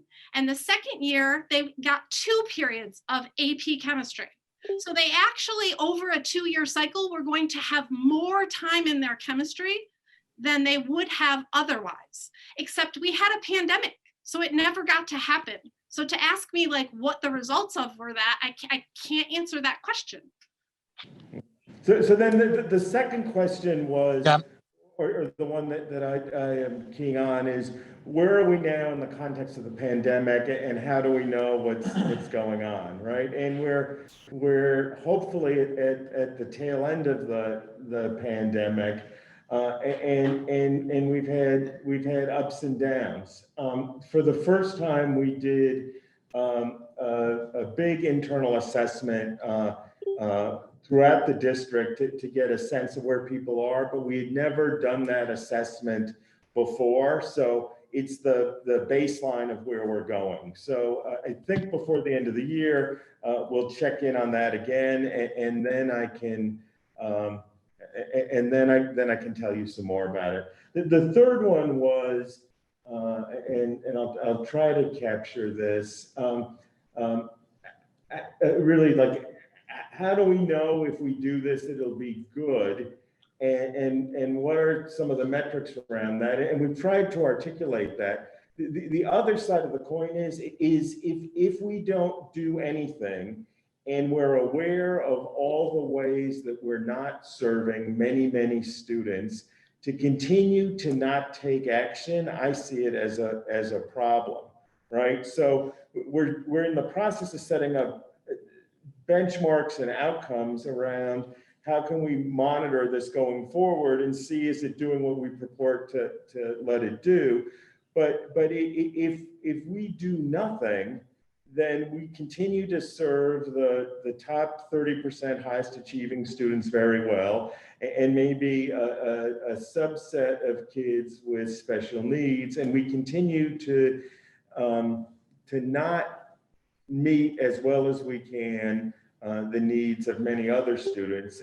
And then even though, and I say this having 2 recent graduates, even though on paper, many of our students are performing exceptionally well, many of those same students are doing that at tremendous cost, right? So you talk to the hard charging, highest achieving students who are taking 11 AP exams and are captains of teams and leading all sorts of groups and are in the band and the musical and every other thing I could think of. And many of them are exhausted and disaffected and disconnected. And I think that's because we're pushing them through a system that isn't appropriately meeting their needs. Thank you. I think I just wanted to reiterate on this is I appreciate greatly that we are addressing these issues that we know exist. I just want to make sure that we have frameworks in place to measure what is happening across all of our students so we can accurately assess what is working and what is not. Because philosophically, we may be all in the right place. Practically, we want to make sure that we're achieving these objectives and making this better for everyone across the board. And the only way you can do that is if you measure it closely and we can agree to how we measure it in advance so we can see how we're doing, especially because a lot of these ideas are really innovative and revolutionary in some respects. We just, we owe it to ourselves to be able to be very, very reflective on this, and you only do that through metrics. So thank you for those answers. I really appreciate it. No, thank you, Brian. Steve, if you'll entertain it, there are two more people, and then I'd like to cut it off. It's Sabrina Allard and Sean Flynn. Can we have those two more? Yeah. Okay. And if they would be brief, because it's been over an hour and a half, and we want the school committee to have their say. So Sabrina, we go to you. Thank you. And I will try to be as brief as possible. Sabrina Allard, Willow Street, Stockbridge, Mass. I am a mother of an incoming freshman at Monument and a current 7th grader. I'm also a youth worker and youth advocate at Railroad Street Youth Project. And I have worked with the bulk and diversity of a lot of young people and a lot of the children of the parents on this call. And I will say some of the programs that have thrived the most, that I have seen thrive the most, have been the programs where we have AP level students all the way through special needs students to special education needs. And the reasons why they thrive were some of the reasons why, Christinello spoke to so well earlier. And so I won't go over that, but I have seen the success of this and I've seen them flourish. So I first want to state that. I secondly just want to say that this call, as I'm looking at, as there were 88 people, this call has been led by 99% of white voices. And I see that. And one of the reasons you don't hear from a lot of disenfranchised, marginalized folks is because these kind of calls are exhausting. It's exhausting to hear and to sit in a community to hear that people wouldn't really want equal access for all of our students. We know that honor students are going to do okay because they're networked, they're going to have so many opportunities in life. And I work with a lot of the students who don't have that voice, who don't have that access, who will not have that access unless there are teachers in this school like Christinello, like Krista Dalton, who actually see their potential beyond what else is happening, right? And so I just want to name that. And I also want to name that we really have to start thinking about humanity more than we are thinking about IQ. And somebody mentioned emotional intelligence. And emotional intelligence is just as valuable as a high IQ, if not more, in this world that we are trying to create right now. Because what this school is trying to build, and I applaud you for taking this leap and for being bold to be doing this work, because I know it's bold even in this day and age, is that in order for us to move forward as humans together, to what Noelia so eloquently spoke about, we have to be working together. We have to be reaching across. And as somebody who would be deemed as the lower denomination and who have kids who could be in these classrooms with your kids who know that they are being seen as a lower denomination, it is so dehumanizing. Let me just state this for the record. As a woman of color, as a Black woman in this community, I see kids be dehumanized every single day. And one of the places that happens is in the school systems. And it's not because there's not great teachers there. There's amazing teachers there. There's amazing administration, but the culture that has been created over these decades and decades in the Berkshires. And guys, I grew up here. I went to elementary school here. It is so deeply entrenched in so much systematic isms, all of the isms. And we have a moment in time right now to be able to face boldly and move into some new territory. And so I full-heartedly support that. And for those who don't, it's, you know, I'm not even going to argue with that, because I'm not going to argue with my humanity or the humanity of the young people that I work with every single day in this community. And I just hope that more of their voices are heard. Okay, thank you. So Sean, and then Sherry, and then we're done. No more hand raising. Okay. Good evening, everybody. Oh, sorry. Can you guys hear me okay? Yeah. Okay. I'd just like to thank everybody, obviously, for this incredible 2 hours of conversations, and the level of engagement here has been impressive. The first thing I want people to know, first and foremost, that as a faculty member and as a member of the community I live in Great Barrington, that I support this this wholeheartedly. I think it's smart the way we're approaching it, in a sense. Yes, it is audacious. It is. I think we're at our best when we're being progressive, when we're being daring. And then secondly, I think it's also smart that we're taking it in a really intentional first step with the 9th grade, where you have students who are coming from 5 or 6 different schools, 5 or 6 distinctly different experiences, and allowing them to all come in at the same place at the same time. And we will be committed to doing this well. Which leads to the next point, which is we want parents to do what they're doing right now. We want you to reach out and to advocate.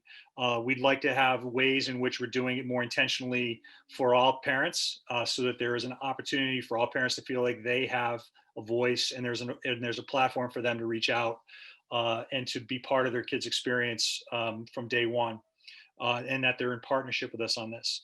Now, to the third part, again, we will measure this. We will be paying attention, right? We know how much is on the line here. And so, you know, please hold us to account for that, but we are committed to that. And we've done a tremendous amount of work in terms of becoming better, in terms of being data driven than we've been in quite some time. And finally, this isn't something that we've just kind of come up with whimsically.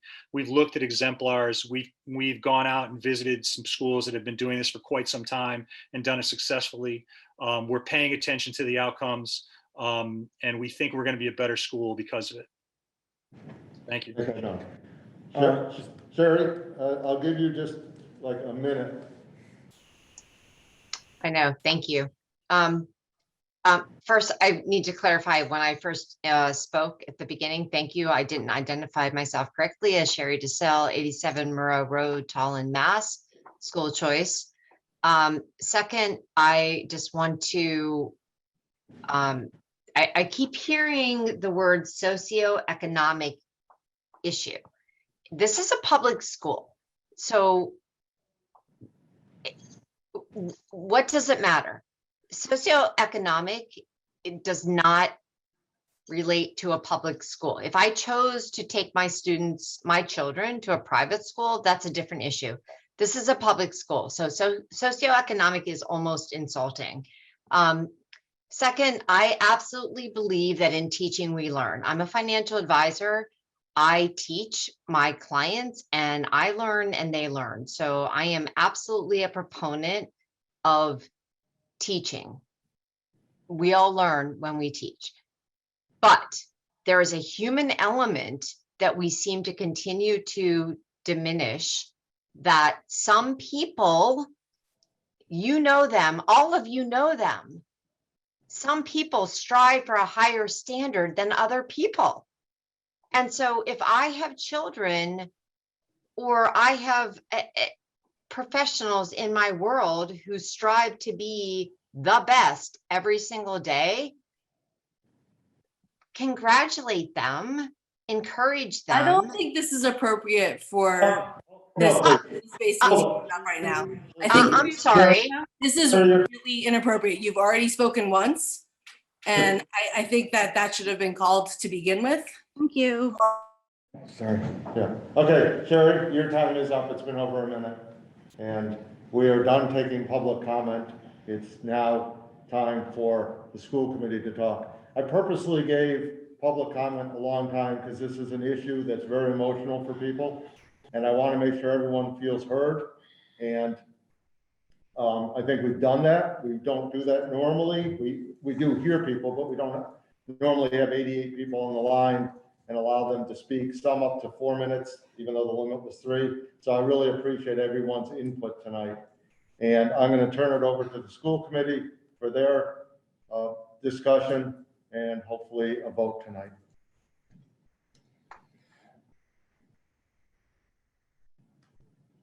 So I'm managing or not managing, I'm trying to facilitate 2 conversations. So there are 5 school committee members in this room, and there are 5 school committee members on the Zoom. And we're all on the Zoom, but there are 5 that are remotely participating. If any of the remote school committee members want to say something, just raise your hand and I'll recognize you. And obviously the people in the room, just wave at me. Yes.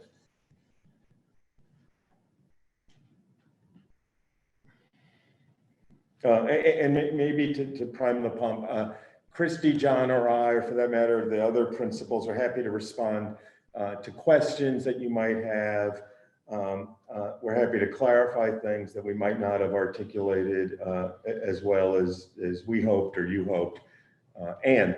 I just want to thank all the parents and community members who did speak tonight, because I think it's great to hear all the opinions, both the support and the people who have concerns, because those concerns are real.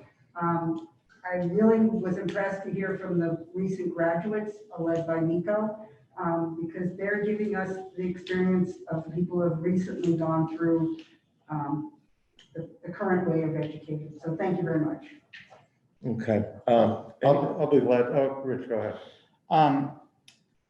One thing I guess I'd like you folks to speak to a little bit is, and I know it was raised last time, you know, my hope for this process was for the focus to be on why this, or the focus at this stage of the process would be at why this is the best solution to the problem we've identified. I think we've touched on that a little bit tonight, but not nearly the depth that I had hoped it to be. You know, there's consensus, I think, across, I don't want to say across the committee, but I mean, I don't think there's any doubt there's an issue. I will point out with the kind of the far more rich level of data that we got this week, you know, I was very troubled by how the enrollment numbers break out for the low income students. I think you guys have substantiated that position. You know, as to the racial disparity in the upper level courses, I'm proud of what I'm seeing on the numbers there. And I think we've done a good job, at least representatively. That's not presenting as a problem for the numbers that you have submitted. Of course, you can always improve. But with regard to the low income discrepancy, it's clearly something that has to be addressed. And we all knew that. That's not a problem. But, you know, we've kind of received a real high level overview of one solution without any presentation of alternatives. And we've heard references to visits to other schools, but with any real hard evidence as to where this has been successful and why it's been successful at the other locations. So, I mean, if the administration has anything more to offer on those topics, I would love to hear. I'll share a couple things, and then I'll go to Christy because she participated in some of the visits. On the one hand, people are talking about this as a bold and audacious plan. And on the other hand, many districts all over the country did this 20, 30 years ago, right? So like, you know, I used to work in New York, outside of New York City, there's Scarsdale. The former superintendent of Scarsdale is this great guy, Tom Sobel, who eventually became the New York State Education Commissioner. And there's an interesting connection between that school and Monument, in that they were both involved in the WISE projects, right?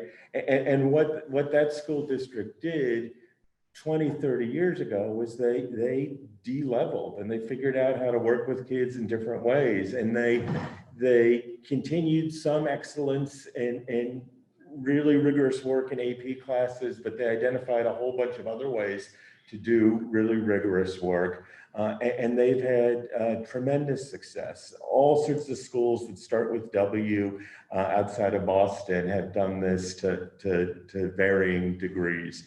When Christy and her team visited, they went to Saco in Maine and a couple in New Hampshire and High Tech High.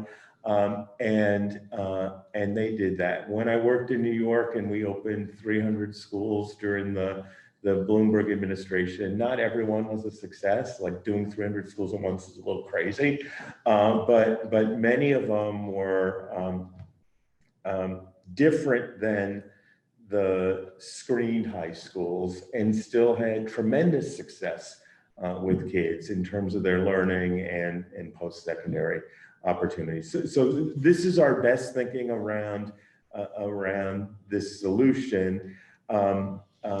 If we were to approach it in some other way, what might we do? I mean, I think, and somebody at one point said something like our country's reeling. Our foundation's cracked, right? And we need to address this in this fundamental way. The other sort of approach in education is like tinkering, right? So we could have like little more time in the lower level classes and hope that results in a shift. I think sort of starting with the 9th grade is super deliberate, working there, getting a bunch of teachers invested and bought in, giving them the tools and support to move forward is a completely reasonable strategy. And I look back when we were closing and opening schools in New York, that's what we do, right? We'd start with the 9th grade, and then the next year was the 9th and 10th grade, and we'd work our way up. I like the tiered implementation. Yeah. I said that from the beginning. You know, so we have a problem. I'm sorry, did Zoe want to speak? I didn't want to. I was just going to respond also, Rich, if you would allow me. Yeah. It's Christy. So I just do want to share what we're talking about here is educational best practice. It's research based. I shared last week, the National Council of Teachers of Mathematics has now written a book both on high school math instruction and elementary and middle school math instruction, and are advocating across the nation that we have to eliminate these tracking practices. We have been partnered with Great Schools Partnership, which is a very well-known organization across all of the Northeast and through the rest of the country. And this is all research-based strategies that we are using. This isn't just something that we came up with.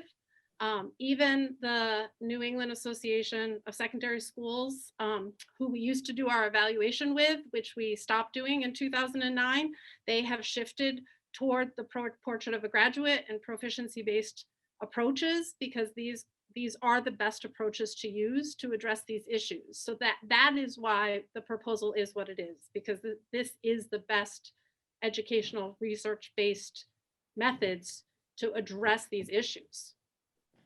So, so we have a problem and we believe there's a systemic solution to it. But how much of the problem is performance-based?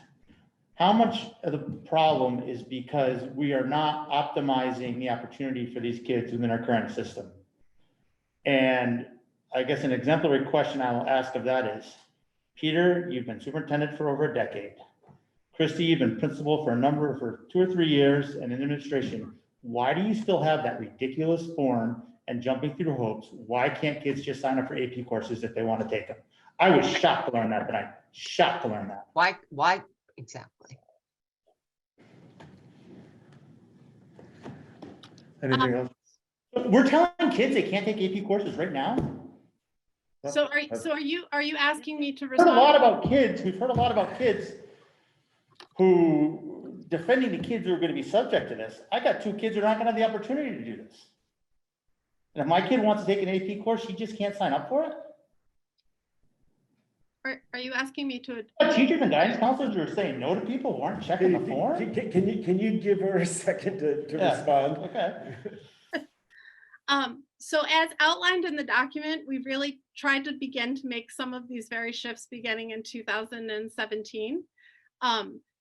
Prior to 2017, in our AP English courses, students actually did have to do an entry writing assignment in order to gain access to that program. That has been eliminated. I believe I also showed you with the enrollment data that in last year was the first year that we eliminated the standard level courses at the high school and all of our core academic areas. I mean, last year was my first year as principal. I'm not even through my second year. We have been making changes, and change is going to be gradual, and that's why this proposal is to start in 9th grade.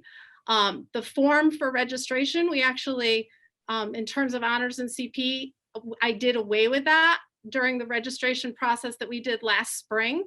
That was the first time we didn't have that process. But of course, the registration process that we did during last spring was in the middle of a pandemic, and then the schedule had to be scheduled in cohorts. So I do just want to say that, you know, I'm in my second year and it's been a pandemic year. So in my defense, I've been trying.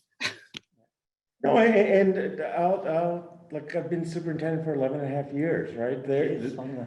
There's a bunch of stuff that I've done that I'm super proud of, and there's a lot to continue to do and some stuff to undo, right? Some of this stuff, like you shared your own story about being put in a leveled class. Some of this stuff has been going on for decades, right? And bit by bit, we're getting to things and having some growth in some areas and taking a couple steps backwards in other and growing in other ones. The really interesting thing is the average time for a superintendent in a district is like 2.5 years. Imagine what happens to a district if every 2.5 years they start again, right? So I think in many ways we've got a lot of momentum and things are moving in a good direction. And I readily admit we have a lot more to do. But if we set this up right, the greatest strength of this district has always been how we interact relationally with each other. But what we need to unpack is these structures and institutions. And if we set this up right, the district will be set up well for the next 30 years. You know, there's a couple things that I would say. I think all of us, and I hope all of us, know that this is the right thing to do as far as equity.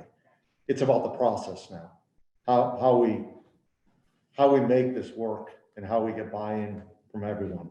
But I do believe that we will do that.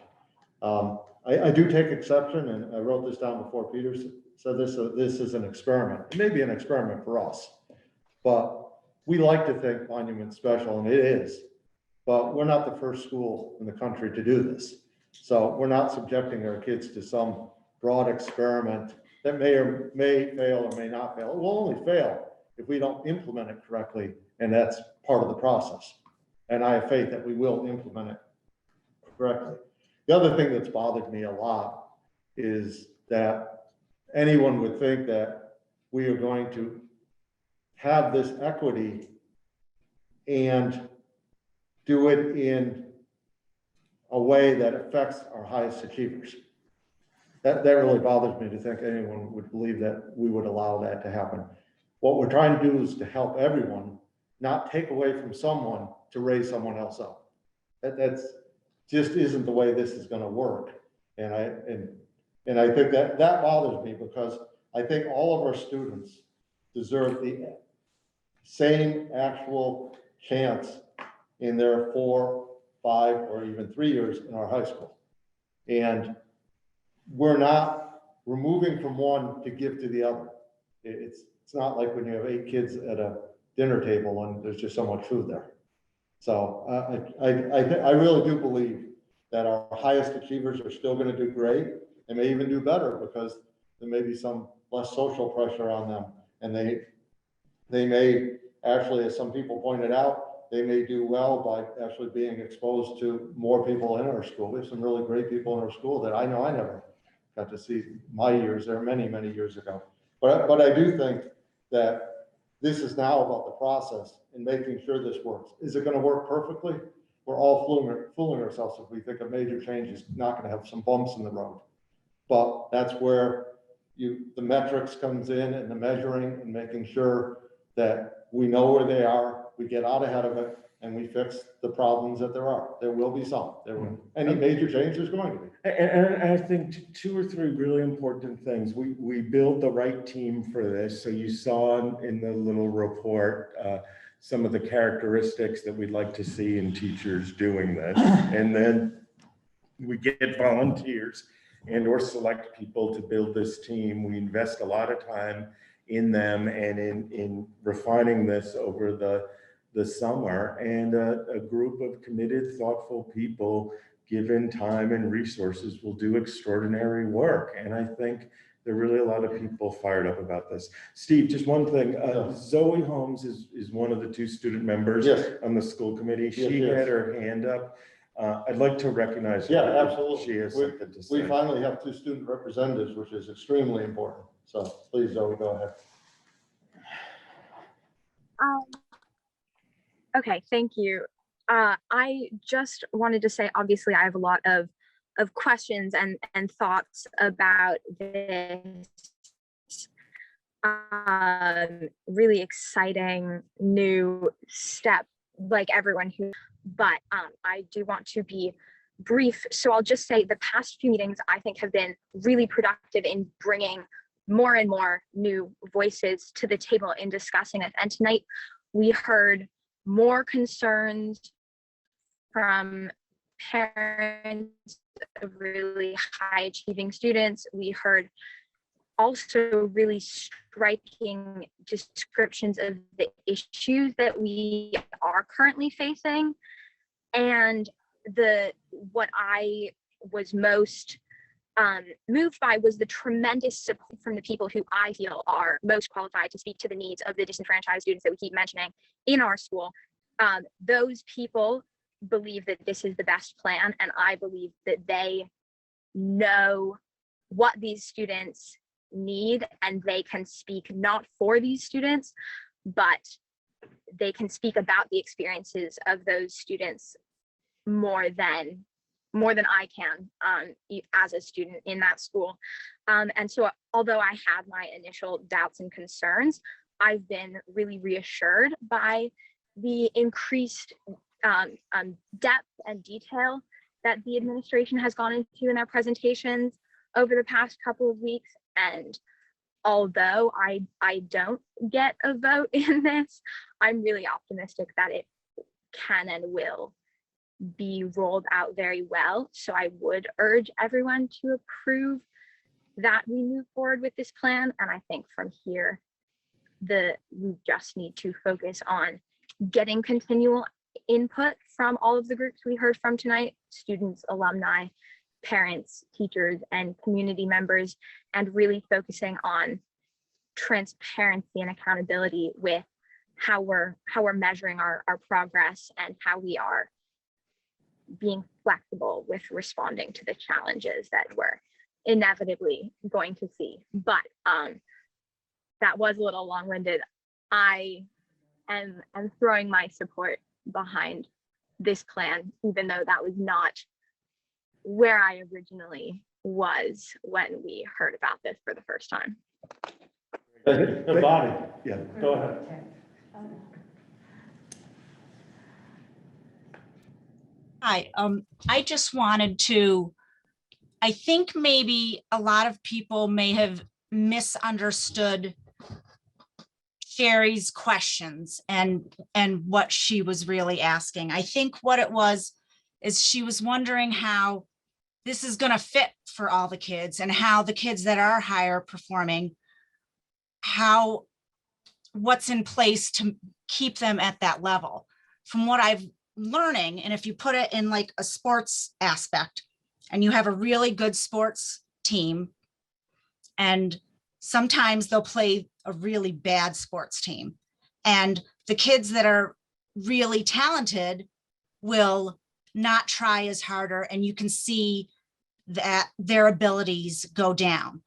But then you get the right people in the right places teaching both of the teams, and the kids that weren't so good, they're boistering up, they're pushing the kids that were already good.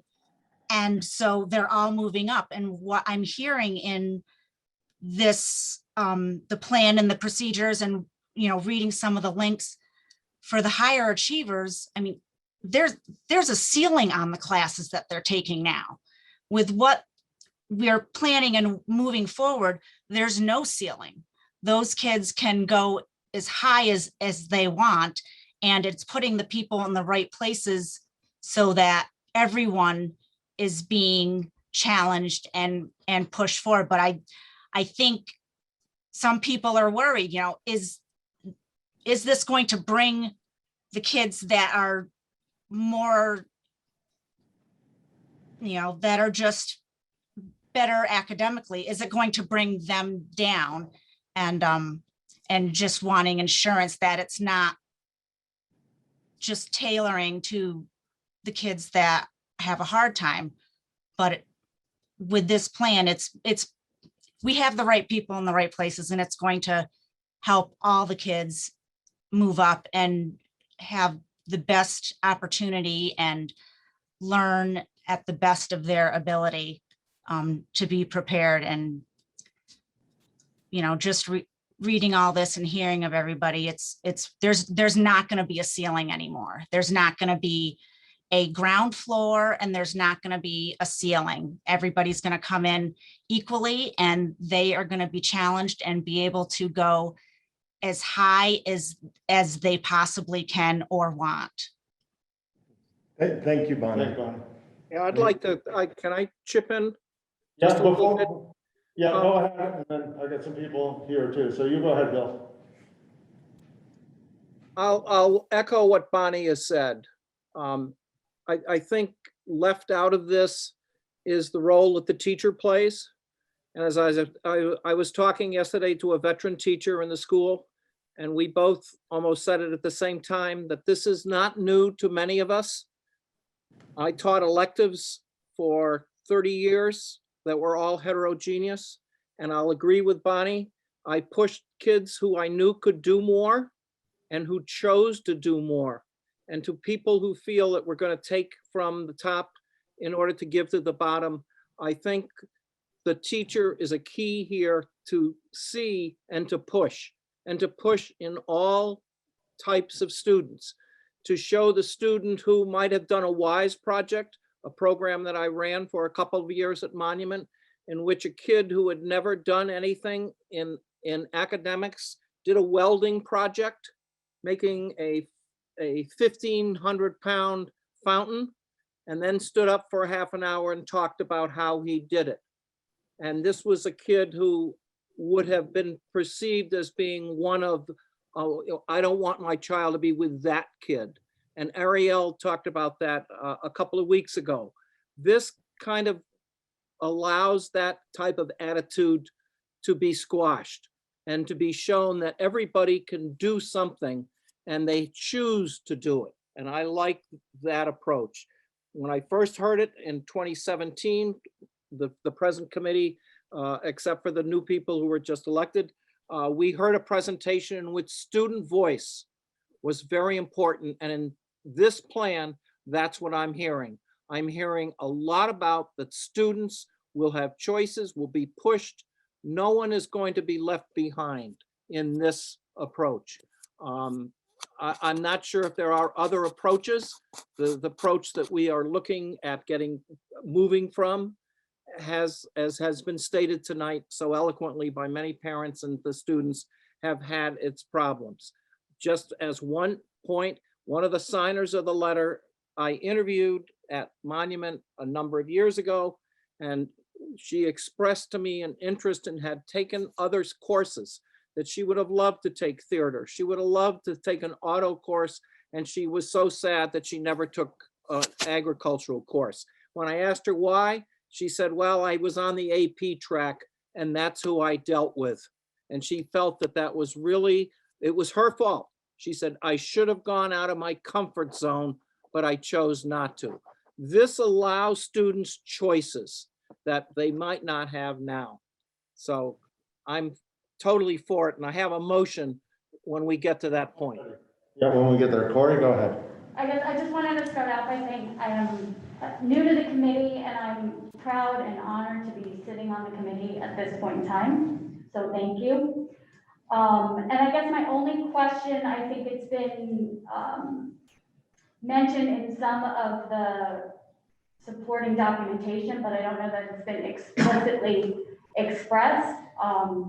But I just want to make sure that this is not a vote for a carte blanche. We're just going forward and we blink and before we know it, it's 4 years later, we've tried this thing, but that we will be back in these rooms having these conversations in a short period of time to be reassessing and to be looking and to be tweaking and refining before we move forward. So it's really a good time to let Bill make the motion. We'll still have discussion, but we'll still have discussion, but because you can after. So Bill, go ahead and make the motion. Okay, this is my motion. The Berkshire Hills Regional School District School Committee votes to support the administration's described plan at the high school for equity and access for all.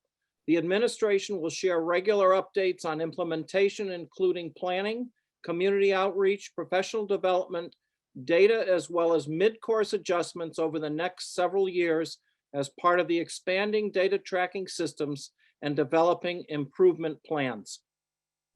Second. I have a second. Corey, we couldn't play it any better.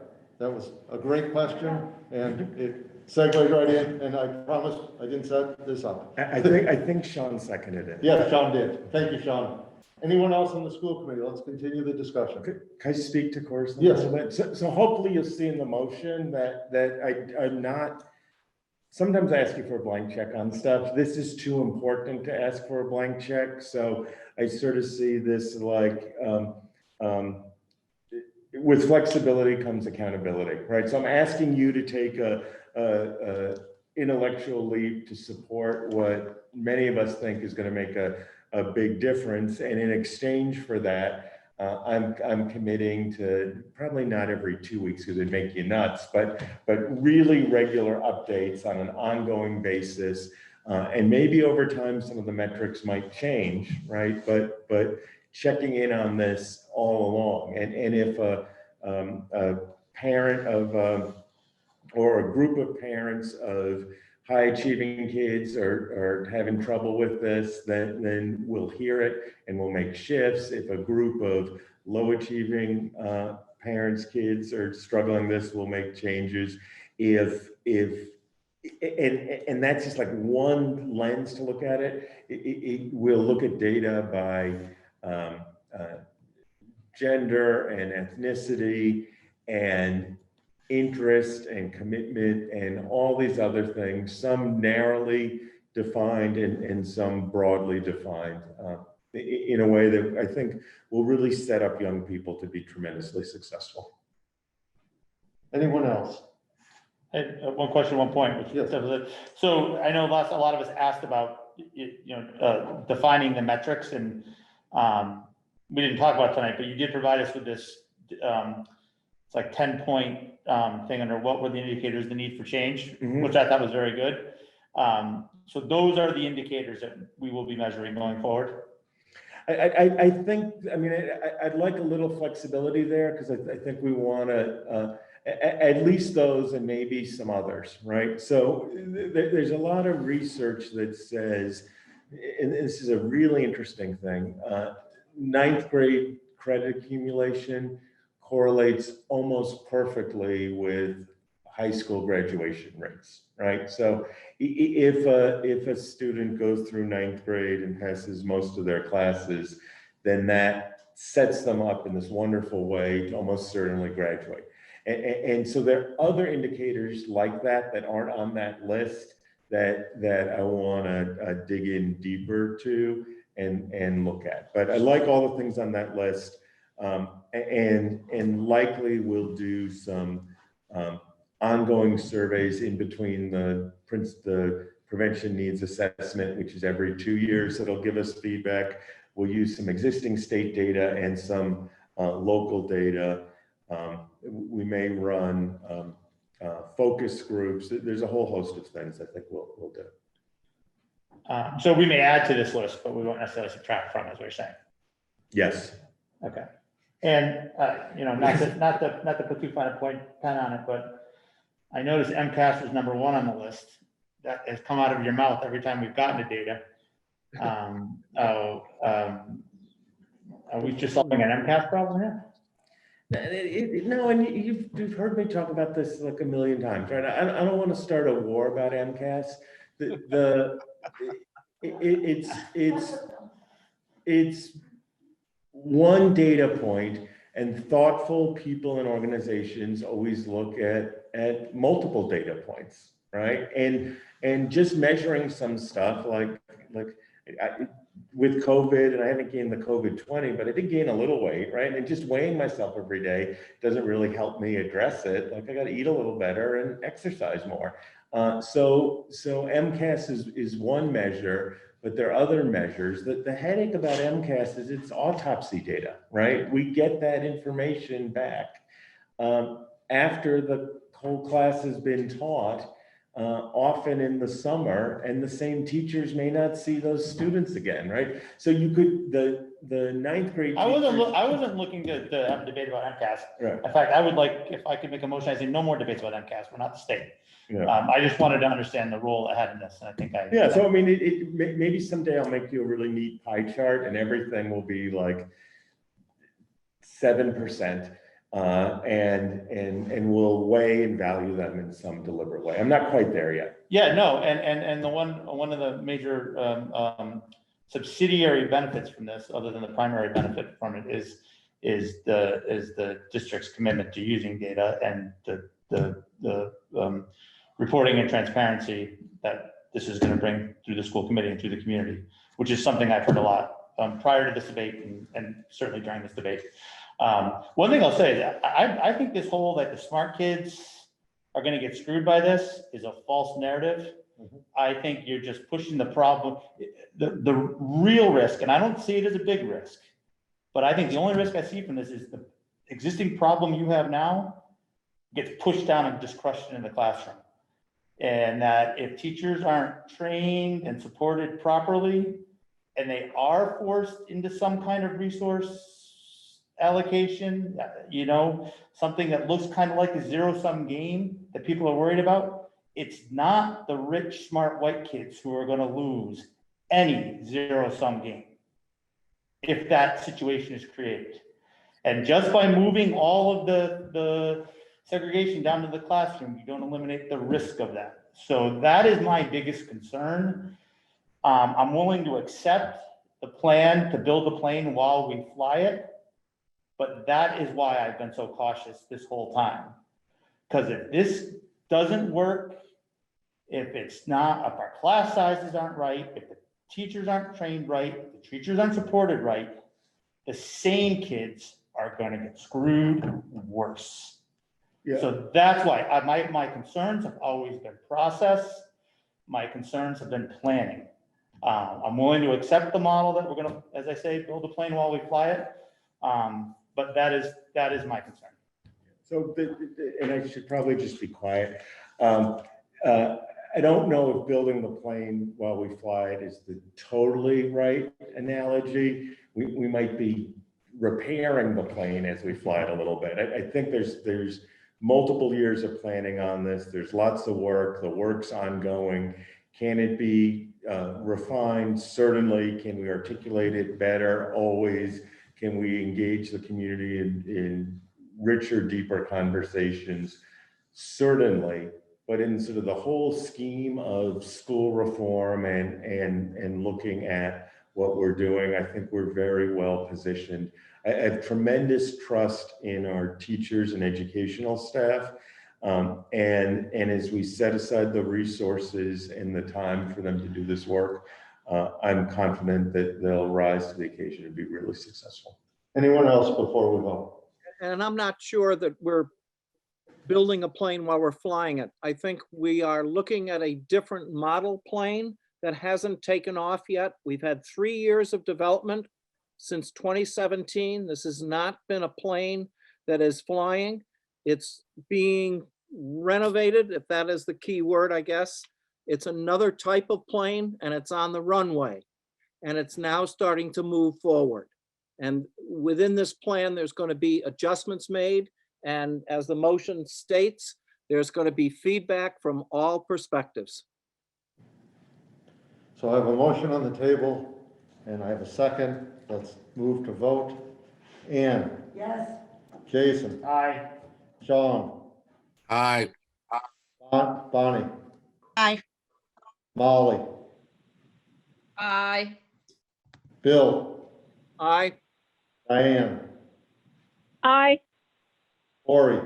Aye. Rich? Aye. And I vote aye. Also, it's a unanimous vote of the entire school committee. So let's move on. Are there any? Can I make one final comment? Of course, you always get to make one. Because I didn't want to make it during the debate.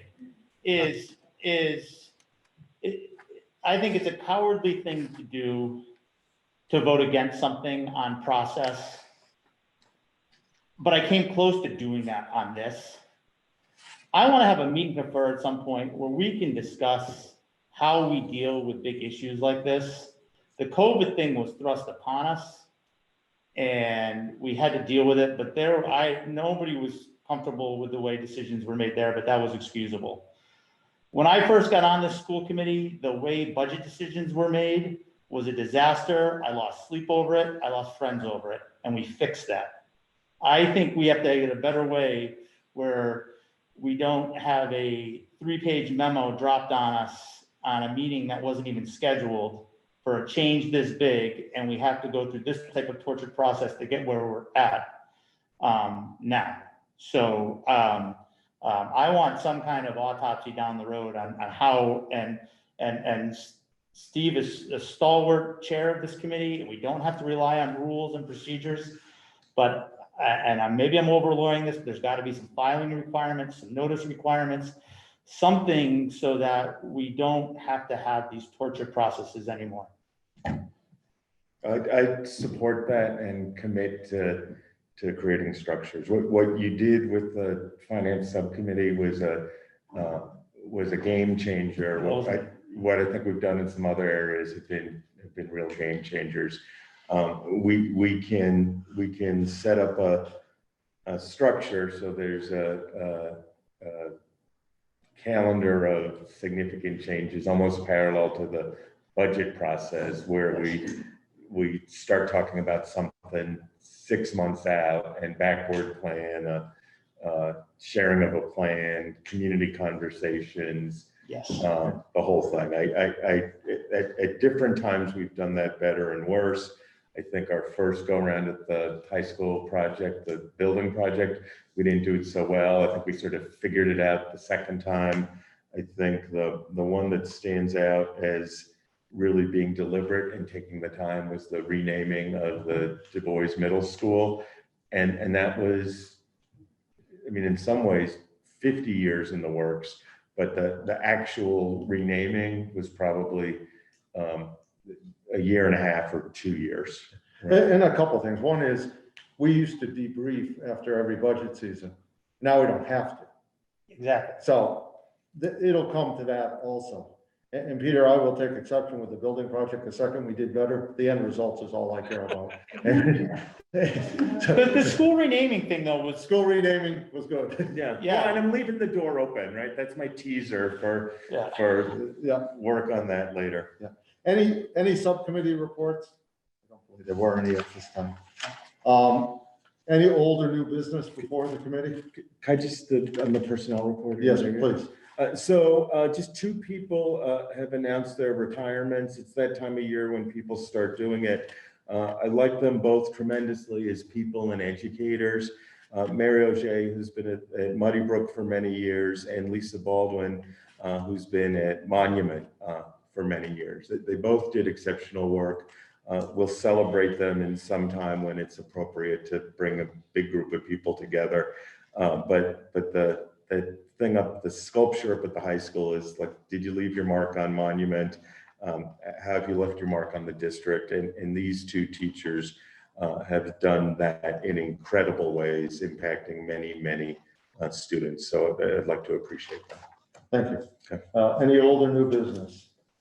Any public comment? We've had plenty, so I suspect not much. So seeing none, by unanimous consent, we are adjourned. Thank you. Thank you, everyone.